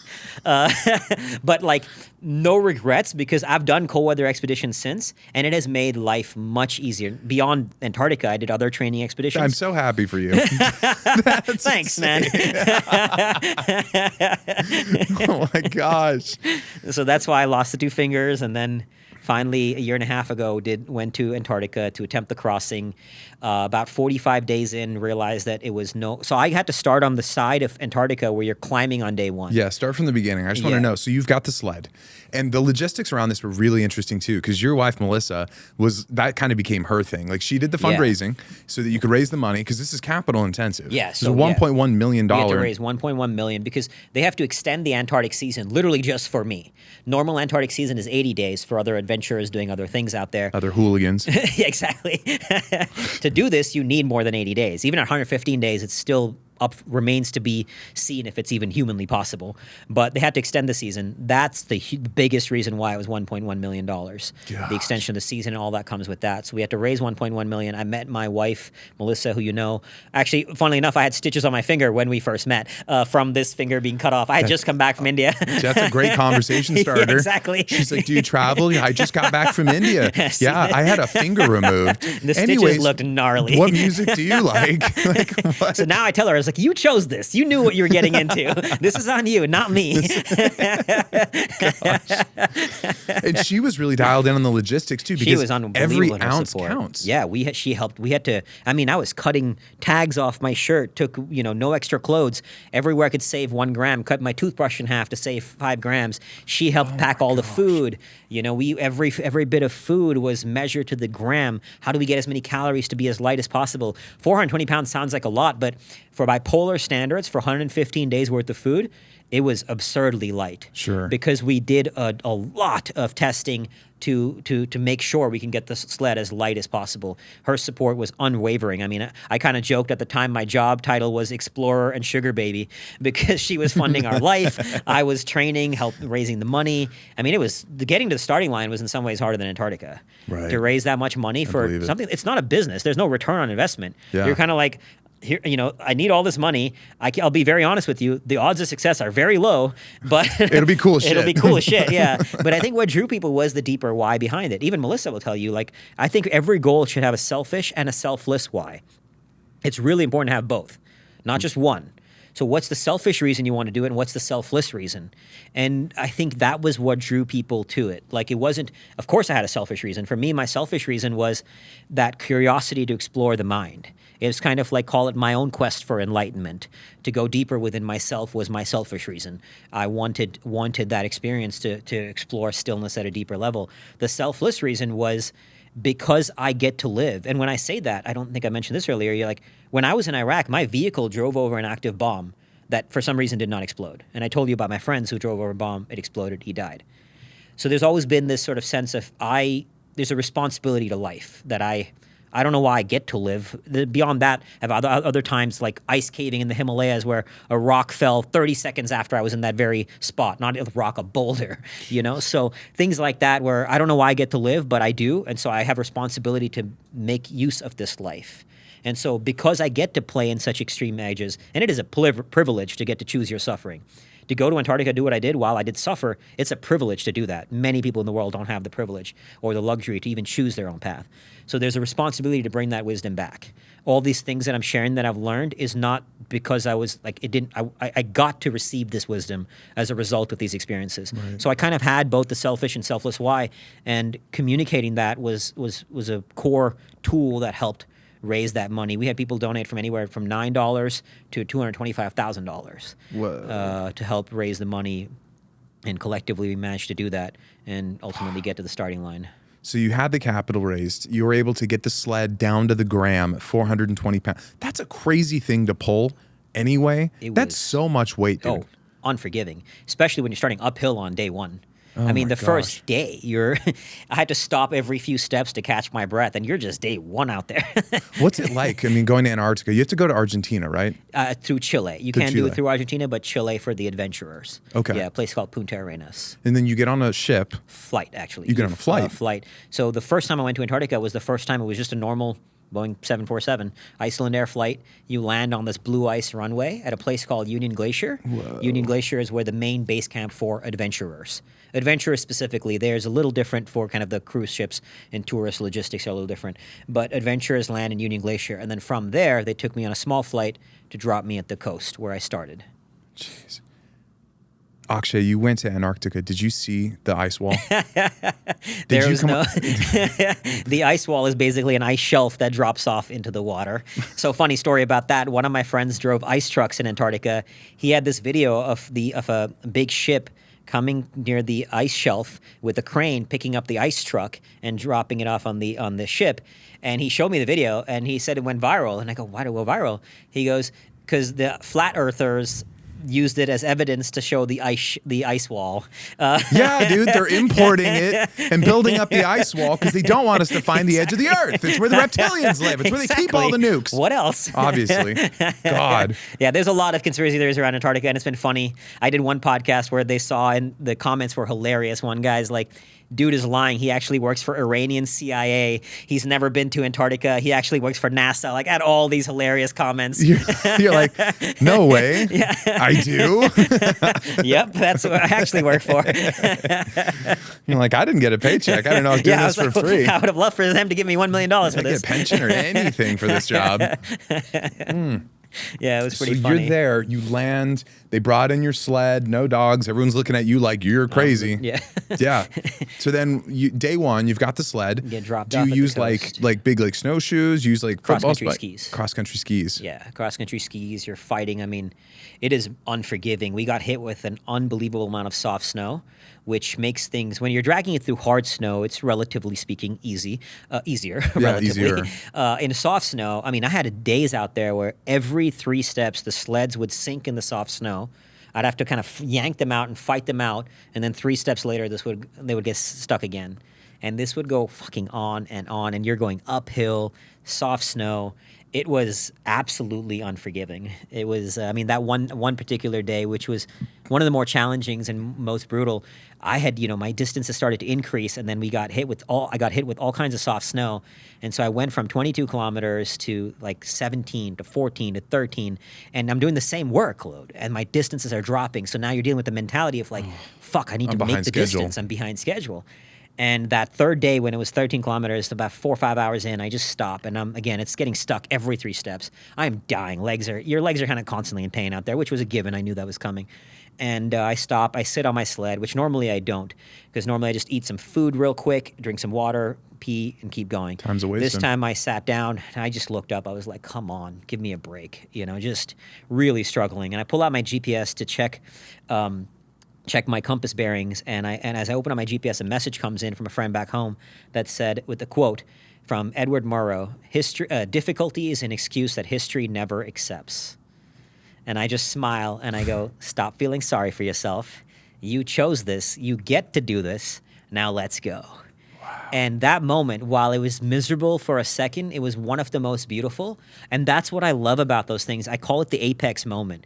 The apex moment on our journey is not the victory at the end. It's not the summit. It's not the $1 million, the championship game. That's a side effect. That last 30 seconds and it's gone, What really matters, the thing that transforms you forever, is those lowest moments. When you're in the depths of hell, everything in you wants to quit, and you take one more step. You've transcended every physical, mental limitation says that you should stop. That transcendence is accessing the human spirit at its finest. And that was such a beautiful moment to experience. Jeez. And now ultimately what happened in the end, about day 45, it was very clear that I couldn't complete the crossing. I had, 65 days worth of food, and the distance was too big. I still chose to stay out there because there was still, I think, spiritual learnings too. Ultimately, the goal, while yes, I really wanted to complete the crossing, and I struggled with that emotionally after I came back, and we can get into that later, but I knew the journey was no longer possible. Day 50, I took my first full rest day, 49 days, not a single day off, and by then, everything was collapsing. I mean, I had horrible leg pain, chest pain, spine pain. I had days where I was stumbling, felt like I was drunk out there, falling over, and if you faint when you're completely alone, that can be fatal. And actually, the same year I was there, another adventurer fainted on his expedition. Thankfully, he woke up, set up his tent, and got evacuated, got frostbite on his fingers and toes. Because if you faint and you're alone, especially as a solo traveler. So I was having dizzy days, and the last 10 days from day 50 to 60, I was just limping along, trying to fight. I was having more of those fainting days, other days where even after 3 steps, it felt like I was sprinting. I couldn't catch my breath. Finally, day 58, I had very severe pain in my lower left gut that I later found out was diverticulitis, which is infection in the colon, that if left untreated, the colon can burst, it's called peritonitis, and it kills you, which is actually what happened to an adventurer tragically 9 years ago. So I didn't know I had diverticulitis, but I knew that's what killed this other adventurer, Henry Worsley. So I knew gut pain was pretty fatal. And the doctor said, if it doesn't go away, we're going to come get you right now. You call the doctor on a satellite phone at the Union Glacier Base Camp. And I tried moving one more time on day 60 when the gut pain hit after 20 minutes of moving. At that point, obviously coming home alive was number one priority. So I ended up spending 60 days completely alone, dragging the heaviest sled anyone's ever pulled from that coast of Antarctica through 500 miles of uphill, soft snow terrain in what one adventurer has called the boldest Antarctic expedition in modern history, in what was pretty a beautiful life experience. So I did not complete the crossing, and to this day, I actually don't think it can be done starting from that side. In my opinion, I think it only can be done starting from the other side, where you get 480 miles of flat terrain before you start climbing. So you can eat up sled weight and then start climbing. But to get to the other side is much more logistically harder, and I didn't have the weather window to start there. So I had to start where I started. What does it sound like there? I mean, what does it feel like? I mean, you're on the lowest pole on the planet. Yeah. I mean, it's a different world. Oh, dude, it's a privilege. The solitude I didn't struggle with at all. The solitude, to experience that level of solitude and isolation is it's divine. I mean, you hear mostly just slight wind. Some days I was with music. Some days I would say maybe 50-50, 60-40, nothing. Just listening to the sounds, mantras. And I remember one particular day, you're climbing. The steepest part of the climb was this short ridge called the Wujek Ridge. It's so steep. I had to take my gear up in 3 runs. So I'd leave half, like 1/3 of it at the bottom, take it to the top, come back down, and the first time I go up, I'm looking out, and this part obviously I was near mountain. So this was on day 35 or 36, something like that. And I'm looking out, and I am completely alone. Maybe one of 10, 15 people who've ever set foot on this ridgeline in the entire history of humanity. And it was like you're touching the hand of God, man. It was absolutely divine. I could not feel more blessed and privileged that I got to experience that. And thousands of people came together to make it possible. It was a solo journey, but it was not mine. My wife, my family, the thousands of people who donated, we made that possible. And now I just feel like I get to be a messenger for Antarctica. I consider it a very spiritual place. Like the first time I went and I landed, just what automatically came out of me was I whispered, I'm in Antarctica, I'm home. Like I felt this spiritual connection. I think it's a real mirror to the human soul, that place. The nothingness allows you to go deeper within. And so I feel blessed to have experienced it. Jeez.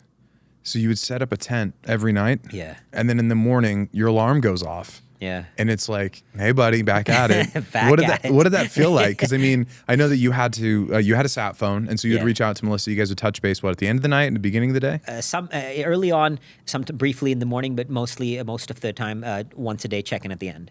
I would call the team at Union Glacier. Every day you have to check in with them, let them know you're doing good, let them know your position, and then I'd call Melissa as well. Yeah. Because they can come in. How fast could they get to you?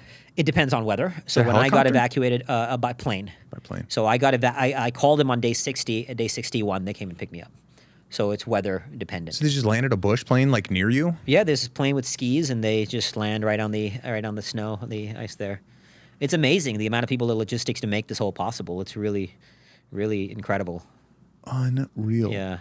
So that morning when the alarm goes off, the first couple times you're like, great, like back at it. But then like day 35, day 40, the alarm goes off, you're in the tent. Like, what do you have to tell yourself to like get dressed up, pack the tent down, eat the food, get ready to take 20 steps and like almost faint? Like, what do you have to tell yourself? Some of the hardest days were when you woke up. 4 times on the journey, I would cross 20 kilometers, which was kind of a key milestone. That's about 13 and a half miles. I would cross 20 kilometers that day, or next day, like, all right, fuck yeah. If I cross 20, I still have a chance of pulling this off. 4 times I crossed 20, and that night it snowed. Oh. And then you wake up on the tent, and you see new snow, and you know this day is going to fucking suck, and you're more than likely not going to hit the 20 kilometers again. That was mentally brutal.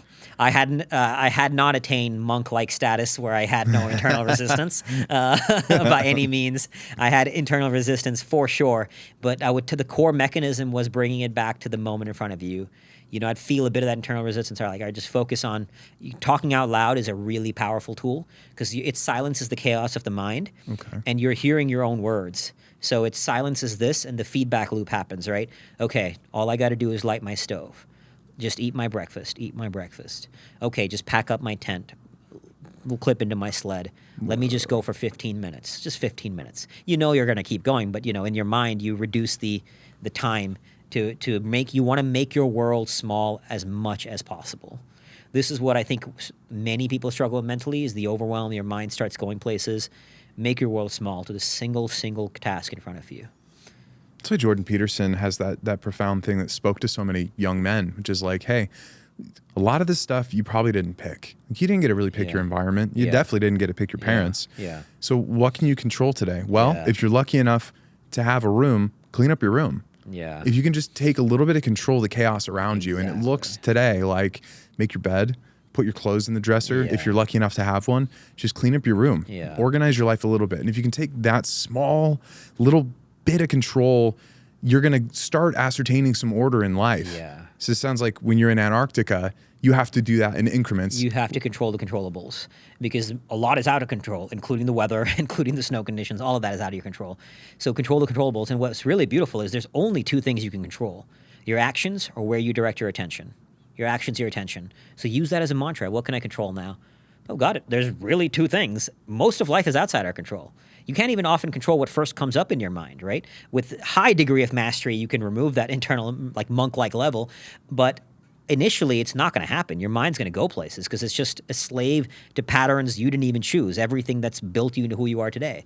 But you can't control what you do with it once you become aware of the space, that space between the first dart and the second dart, what arises and who you choose to be around it. So that's a really core teaching of what I do when I work with people is what are the controllables? And again, it always boils down to two things, but it's a really good reminder to keep bringing it back to what can I control here? And then control the controllables and move forward accordingly. There's a bunch of different people that talk about the experiencing of emotions. And then you can do one of two things when an emotion pops up. You can like just ride that thing and be like, I'm angry. That's who I am now. Or I'm devastated or I'm tired. Yeah. But then there is the disassociating from the emotion and just going, I'm experiencing the feeling of anger. Yeah. And it's like one way of getting control. Like I'm experiencing the feeling of exhaustion. There's like a layer beyond that, which you can then set in the past tense, like going back to how words describe things. Yeah. You'd be like, in the past, I was feeling anger. And you're like, maybe I'm lying to myself because I'm like still really pissed off right now. Yeah. But you can get some ground floor control of whatever it is you're going through. Yeah. If you can just procedurally do that and just say, oh, I'm angry. No, I'm experiencing the feeling of anger. Now it's not some wild bull that I'm strapped to and can't, it's like now I'm observing it. Yeah. It's in a container of observation. And now you can set it past tense and go, in the past I was feeling angry. Now I'm focused on pulling the sled back out. Yeah. Yeah. And I love that you brought that up. There's got to be something to that. Like you had to, dude, because also it's cold. Yeah. It had to be so, what is it, like minus 20 all day? So minus 20 Celsius was about the average, but it's actually not as cold as you may think. But I would have gotten colder, and I've been colder in minus 40. It would have gotten colder as I worked my way further south to the South Pole. But more often than not, I struggled with heat, because you're doing so much work. It would be if there was no wind, I'd be too hot in my tent because it's 24 hours daylight. I was almost always hot in the tent. I was sleeping in my boxers and I had to open the door to get cold air in because I was so hot. That's great. Well, I guess that kind of makes sense. Like I go snowboarding and within like 2 runs, I'm taking my jacket off. Exactly. You're doing so much work pulling that sled. So almost always, other than only when it got windy, you really have to kind of layer up. But outside of windy, it was you're really not that cold. So you were there during the era. Antarctic summer. Yeah. So it's just daylight all day. Daylight. Yep. What the hell? Yeah, I mean, you kind of get used to it real quick. I sleep with an eye mask and earplugs because the tent, if it's windy, can be quite noisy. So you kind of get used to that pretty quick. It's a unique reality that you just acclimatize to. Flat earthers might be onto something. The software bugs out twice a year, and so they just can't change the grid and the panels. They're like, oh, that damn LED screen. Okay, it's going to be an Antarctic summer. Get Larry up there to fix the panels. That's crazy, man. Yeah. God. I just can't even wrap my head around like being out there in these frigid conditions. Didn't you say that you were the most geographically isolated person in the world? For parts of the journey, I think I was probably the most geographically isolated human being because there's no life in most of Antarctica. There's penguins in some corners on the coastline, but the rest of Antarctica has no life. So forget about human life form. You know, you're hundreds of miles away from everything. God. It's really beautiful. So the Akshay on day 5. Yeah. Who was the Akshay on day 60? Like, what were the differences between those two men? Day 5, you start realizing early on, you really have to navigate the mental stress of not hitting your daily distances. And I knew that I wouldn't, because when the sled's at the heaviest, you're going uphill. After the South Pole, I would have been descending. So the South Pole's at actually about 9,500 feet, which most people kind of don't think of. Even I didn't know that initially. You think of Antarctica as all flat, but you're actually climbing. And after that, I would have been descending, which the goal was then I would pick up time, distance, all of that. So I knew I wouldn't hit the daily distances, but when it's even less than you think, your mind starts going like, oh, fuck, how am I going to do this? So navigating that was beautiful. There was many moments of pure, like suffering, but also pure beauty, oneness with all that is, moments where I felt more connected to everything, to life, to humanity, to God, to myself than ever before, even though you're as isolated as possible. That's one of the things I love about expeditions like this is you get to really experience non-dualism in a very visceral way. You see how connection and solitude can coexist, how ego and humility can coexist, how control and surrender can coexist. You know, even though you control so little, you feel like a god simply by being in this world, you know? And it's this really beautiful mechanism of these seemingly contradictory forces coexisting. But by the end of it, with all the struggle, the suffering, the pain, it was I hadn't fully processed that the fact that I hadn't completed it yet. That hit, I think, the first night I was out when they picked me up. And then I struggled emotionally for about 10 days, even though I knew it was very much on the edge of impossible, who still hasn't been done. I don't know if and when it will be, if that puzzle will be solved.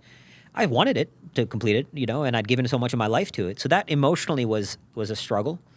By the end of it, I was in physical pain constantly. My gut was constantly flaring up a little bit.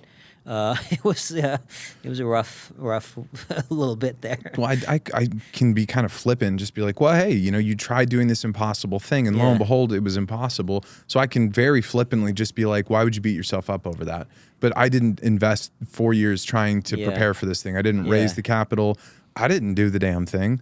But I can on the outside just be like, dude, most people I've met feel like it's a really big deal that they went to the grocery store today.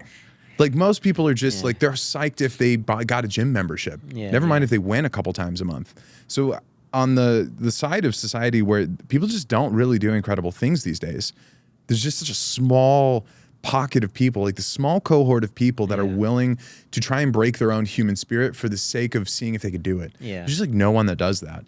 You're just not one of those people. So I don't know if I could speak for everybody by saying like, dude, like give yourself a break. Like that's crazy. Thank you, brother. No, I appreciate that. And I definitely, now I'm not sort of feeling anything about it. That emotional pain, it led to a lot of conscious reflection. I consulted all my polar mentors. Everybody consulted just the polar mentors. Could we have done anything differently, And this is like a core reflection mechanism is what could have done differently, if anything. And it was pretty clear, the consensus, that I don't think anything could have done differently to have changed the outcome.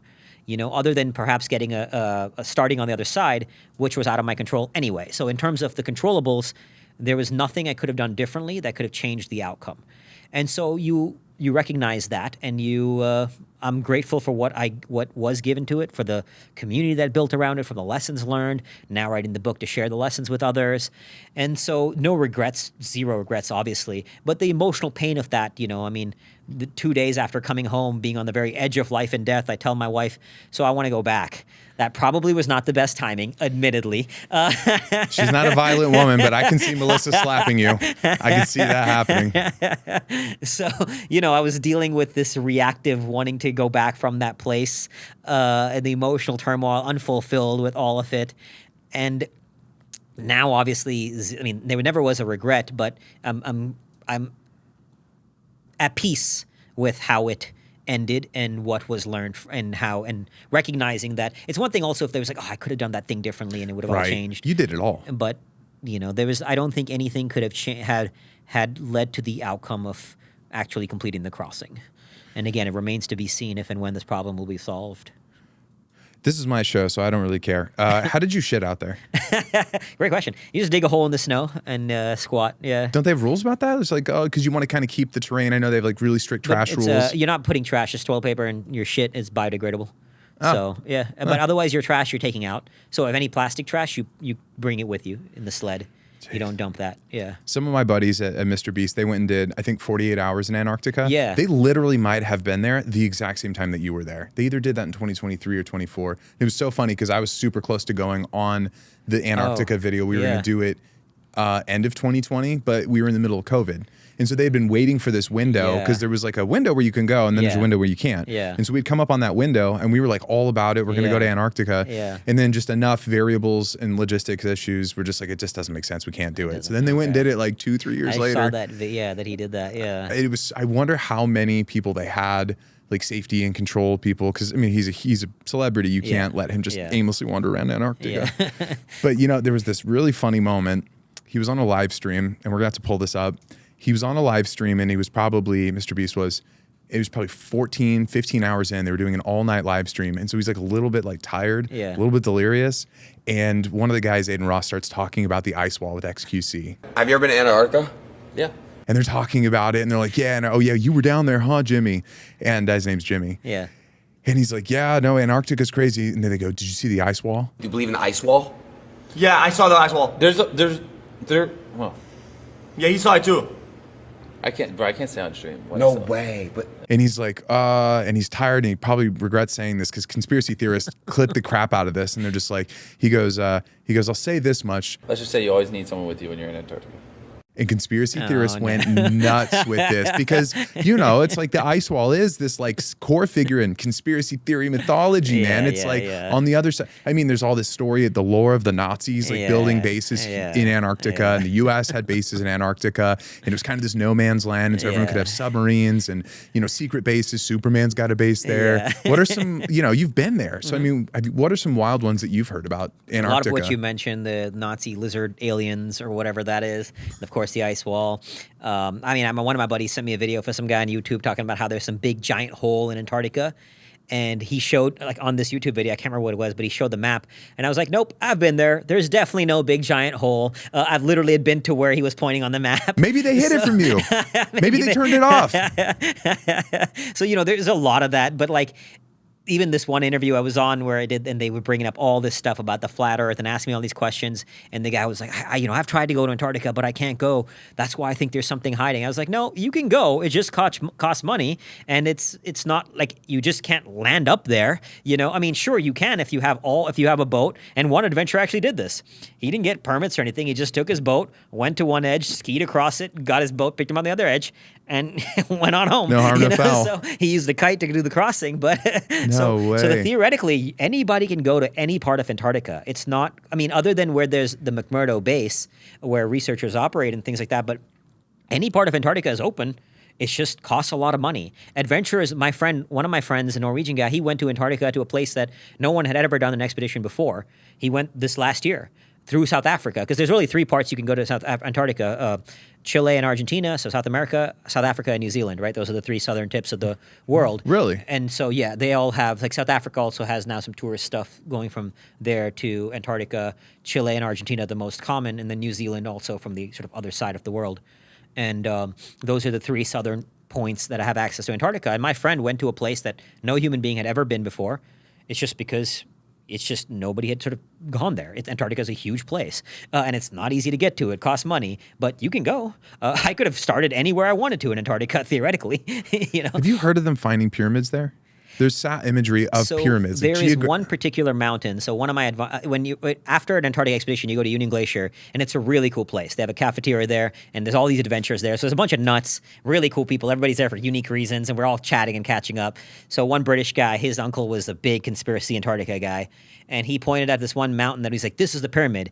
And we could actually see that mountain, and mountains tend to be a little pyramid-y in shape. They look a little like this. It's a mountain. So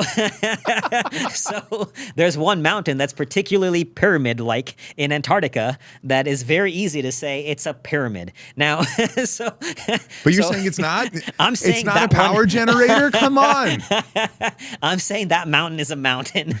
Now, is there something else that I don't know? I certainly don't know everything about Antarctica, but in my experience and people I know, most of the stuff is kind of nonsense. So why are there so many researchers? Like, what are you going to, oh yeah, still ice. Like, why are there always researchers there? Like, yeah, oh, underneath that, we did a core sample. Oh, extra ice. Like, what are they researching? I mean, I'm certainly not a scientist, but there was some documentary I saw about how they research what happens under the ice, how it affected other parts of even the rainforest in South America, and they found some things. Again, I don't know the science. I'm a simple-minded fool who likes to drag heavy things around, but I don't know but I remember seeing something about why they spend research at the South Pole and how it connects to other parts of the globe. But again, not my realm of expertise by any means. This is just fascinating. It is fascinating. It's a beautiful place. I know now it's gotten very, very popular with the cruise ships and all that. But as I've told you, man, I'd love to do a group of our friends. We go down, check out the penguins there. It's awesome. I'm so down, dude. Because we're going to do a cabin retreat in October. We're going to start just adventuring like crazy. Exactly. Akshay, most people today medicate their lives the hard way. They get these prescriptions or they abuse substances. They don't choose to turn into the storm and run through it like the buffalo. So to those people that are choosing to self-medicate, to avoid the hard, like, what would you say? First, I would empathize. I have a lot of compassion. I know what that's like. I've been there, and I know how dark it is to be surrounded in that dark cloud. But here's what I would then say. I was like, in any path you choose in life, you're going to suffer. You can't escape it in the human experience. And so I actually recommend people I do this to work with, like, write down path A. I'm going to continue to self-medicate. I'm going to continue to do this. And then write down, literally write this down. Path A, rewards suffering. Path B, I stop this. I stop self-medicating. I'm gonna, let's say, hypothetically, you can make up your own version of this, but go into darkness for a day and confront whatever my pain may be, and then write down path B, struggles and rewards. Either path in any crossroads of your life, and life is basically these series of constant crossroads spiraling one to the next. At any crossroads, you're going to have a reward and a struggle. And then the question you want to ask is, which suffering are you willing to endure? Because what breaks people is not the dreams that they desire, it's the level of suffering they're willing to endure. That's the thing. I could have chosen not to do Antarctica and done other things. I suffered getting to Antarctica and in Antarctica. The suffering of not actually living my version, and this is my version, this is not everybody's, but my version of a life fully alive, to me, that suffering is something I would never choose. I would choose the suffering of Antarctica every day of the week over that suffering. So to those people, I would say, take some time to write this down. And the initial suffering, you will experience more pain initially of going within to confront whatever it is that you're trying to run away from by self-medicating. Initially, it'd be far more painful. The whole reason you do these things like drinking or whatever is to escape. And initially, it's far easier. But we all know where that goes. You either experienced it directly, or you've seen somebody, or you've heard stories like mine. So break it down. Okay, 1 day, what's the pain and reward? 1 year, what's the pain and reward? 5 years, what's the pain and reward? And then just choose. And then you're making a conscious choice when you make that. And that, I don't mean to sound insensitive in that, but if you do this process and you consciously engage it and recognize, I got to suffer a little bit more now and life will be better, or I can choose what seemingly is easy now, but I know it's going to lead to far more suffering. Which suffering do you want to endure? Yeah, what is it they say? The road to hell feels like heaven, and the road to heaven feels like hell. Yeah. I always like to say, if you choose hard now, life becomes easy. If you choose easy now, life becomes hard. Yeah, that duality of it. Because in the 21st century, man, in 2026, there's like everywhere you look, there's some sort of comfort, distraction. Yeah. There's an opportunity to scroll 128 times a day. You pick up your phone, try and be distracted. It's like so little kinetic reality for like a lot of people. So like you and just everything that you've done is just this reminder. It's like, hey, there are so few like adventurers, so few like risk takers on the margins, like really so few. Yeah. And it's like kind of a healthy reminder to be like, hey, some people are not living this kind of bleak downward spiral of just getting mentally co-opted and psyoped by Facebook over and over again. Like you really can live like a beautiful, fulfilling life, which I guess is kind of the thesis in your new book. Yeah. So you wrote Fearvana, which the Dalai fucking Lama wrote the foreword to your book. I don't know if you should say that the way about the Dalai Lama. I don't know. Sorry. But then your new book. So tell us about your new book, man, because you literally disappeared from our friend group for like months, dude. And when you came like kind of out of the writing hole, I'm like telling you, I was like, dude, like what do you think about all this like AI revolution? And you're like, what are you talking about? And I was like, brother, that robots are thinking. We have agents. They can do things now. It's called Open Clause. This is back in like February. And it was really popping off. And you're like, I don't know what you're talking about. Exactly. And I just looked at you like you were speaking Chinese. I was like, what are you talking about? How do you not know what this is? Yeah. So you've been in the writing cave. Yeah. In your new book, tell us about it. Because it is unbelievable. Thank you. The new book is titled The Work is the Win. Tentative subtitle is How to Achieve More and Love the Process. And I would say Fearvana is a little bit more beginner friendly in the realm of personal growth. The whole idea of Fearvana was helping you build a better relationship with fear, stress, and anxiety so it doesn't enslave you and you can use it to better your life. This book is now, all right, now I've built a better relationship. Things are better. Now how do I go after what matters? To me, it obviously doesn't have to be Antarctica, whatever it is. How do I go after what matters and fall in love with that process? And that's why it's called The Work is the Win. Because that's what I call the paradox of winning in the book. The paradox of winning is that if you focus on winning, standing at the summit, winning the championship, the $1 million, whatever the winning Grammy. is, whatever that thing is, you're less likely to actually win. If you focus on the work itself, you're more likely to win as a side effect of focusing on the work. Hence, the book is titled The Work is the Win. And what made it so challenging but also beautiful to write, it is a unique combination of peak performance psychology, centuries-old spiritual wisdom, combined with all this battle-tested wisdom I've been blessed to receive in the arena, and making that all practical. So that's what made it so challenging to write. How do I take all of this and to make it a succinct way? Because obviously you don't want to make this a 300,000 word book, but so succinct and practical that readers can apply. And it is, I'm very, very proud of how it turned out. I do believe readers are going to find it. And I say this with no ego, genuinely one of the best books on inner mastery and mental mastery you've read in terms of how to go deeper within to fall in love with the process of pursuing whatever your craft is so you can ultimately perform better and get the results you want and ultimately fall in love with the journey. Because the whole ethos is you can have achievement and aliveness. You can experience both. But often we see this with people who are winning, who are successful, but they're miserable throughout the journey. And in some of the world of the hustle culture or whatever, it's like you have to. And I'm not anti-suffering, clearly. I'm not anti-seeking out suffering. But the idea that you have to be miserable your whole life to win is deeply flawed. And the other idea is that you have to just be at peace and you can't chase any victories is also flawed. And so this book combines that sort of those two extremes and says, no, you can go after what you want. It's beautiful to chase the results you want, to achieve more, to strive for that victory, and actually experience inner peace. You can have peak performance and inner peace. And this book combines the warrior's fire and the monk's stillness to show people how to do that. Jeez. Well, dude, I know that Fearvana, the reviews on it are insane. You know, I mean, you literally had the Dalai Lama write the forward, and then you had grateful. Seth Godin and Jack Canfield. You had all these people just like raving about the book. I'm very honored, So everything that you learned about that, then go, because you wrote that before you did the Antarctic. I mean, so I can only imagine the firepower in this book. So this one goes really deep, and I'm very proud of how it turned out. I'm excited for how it'll help people on their journey. when does it go live?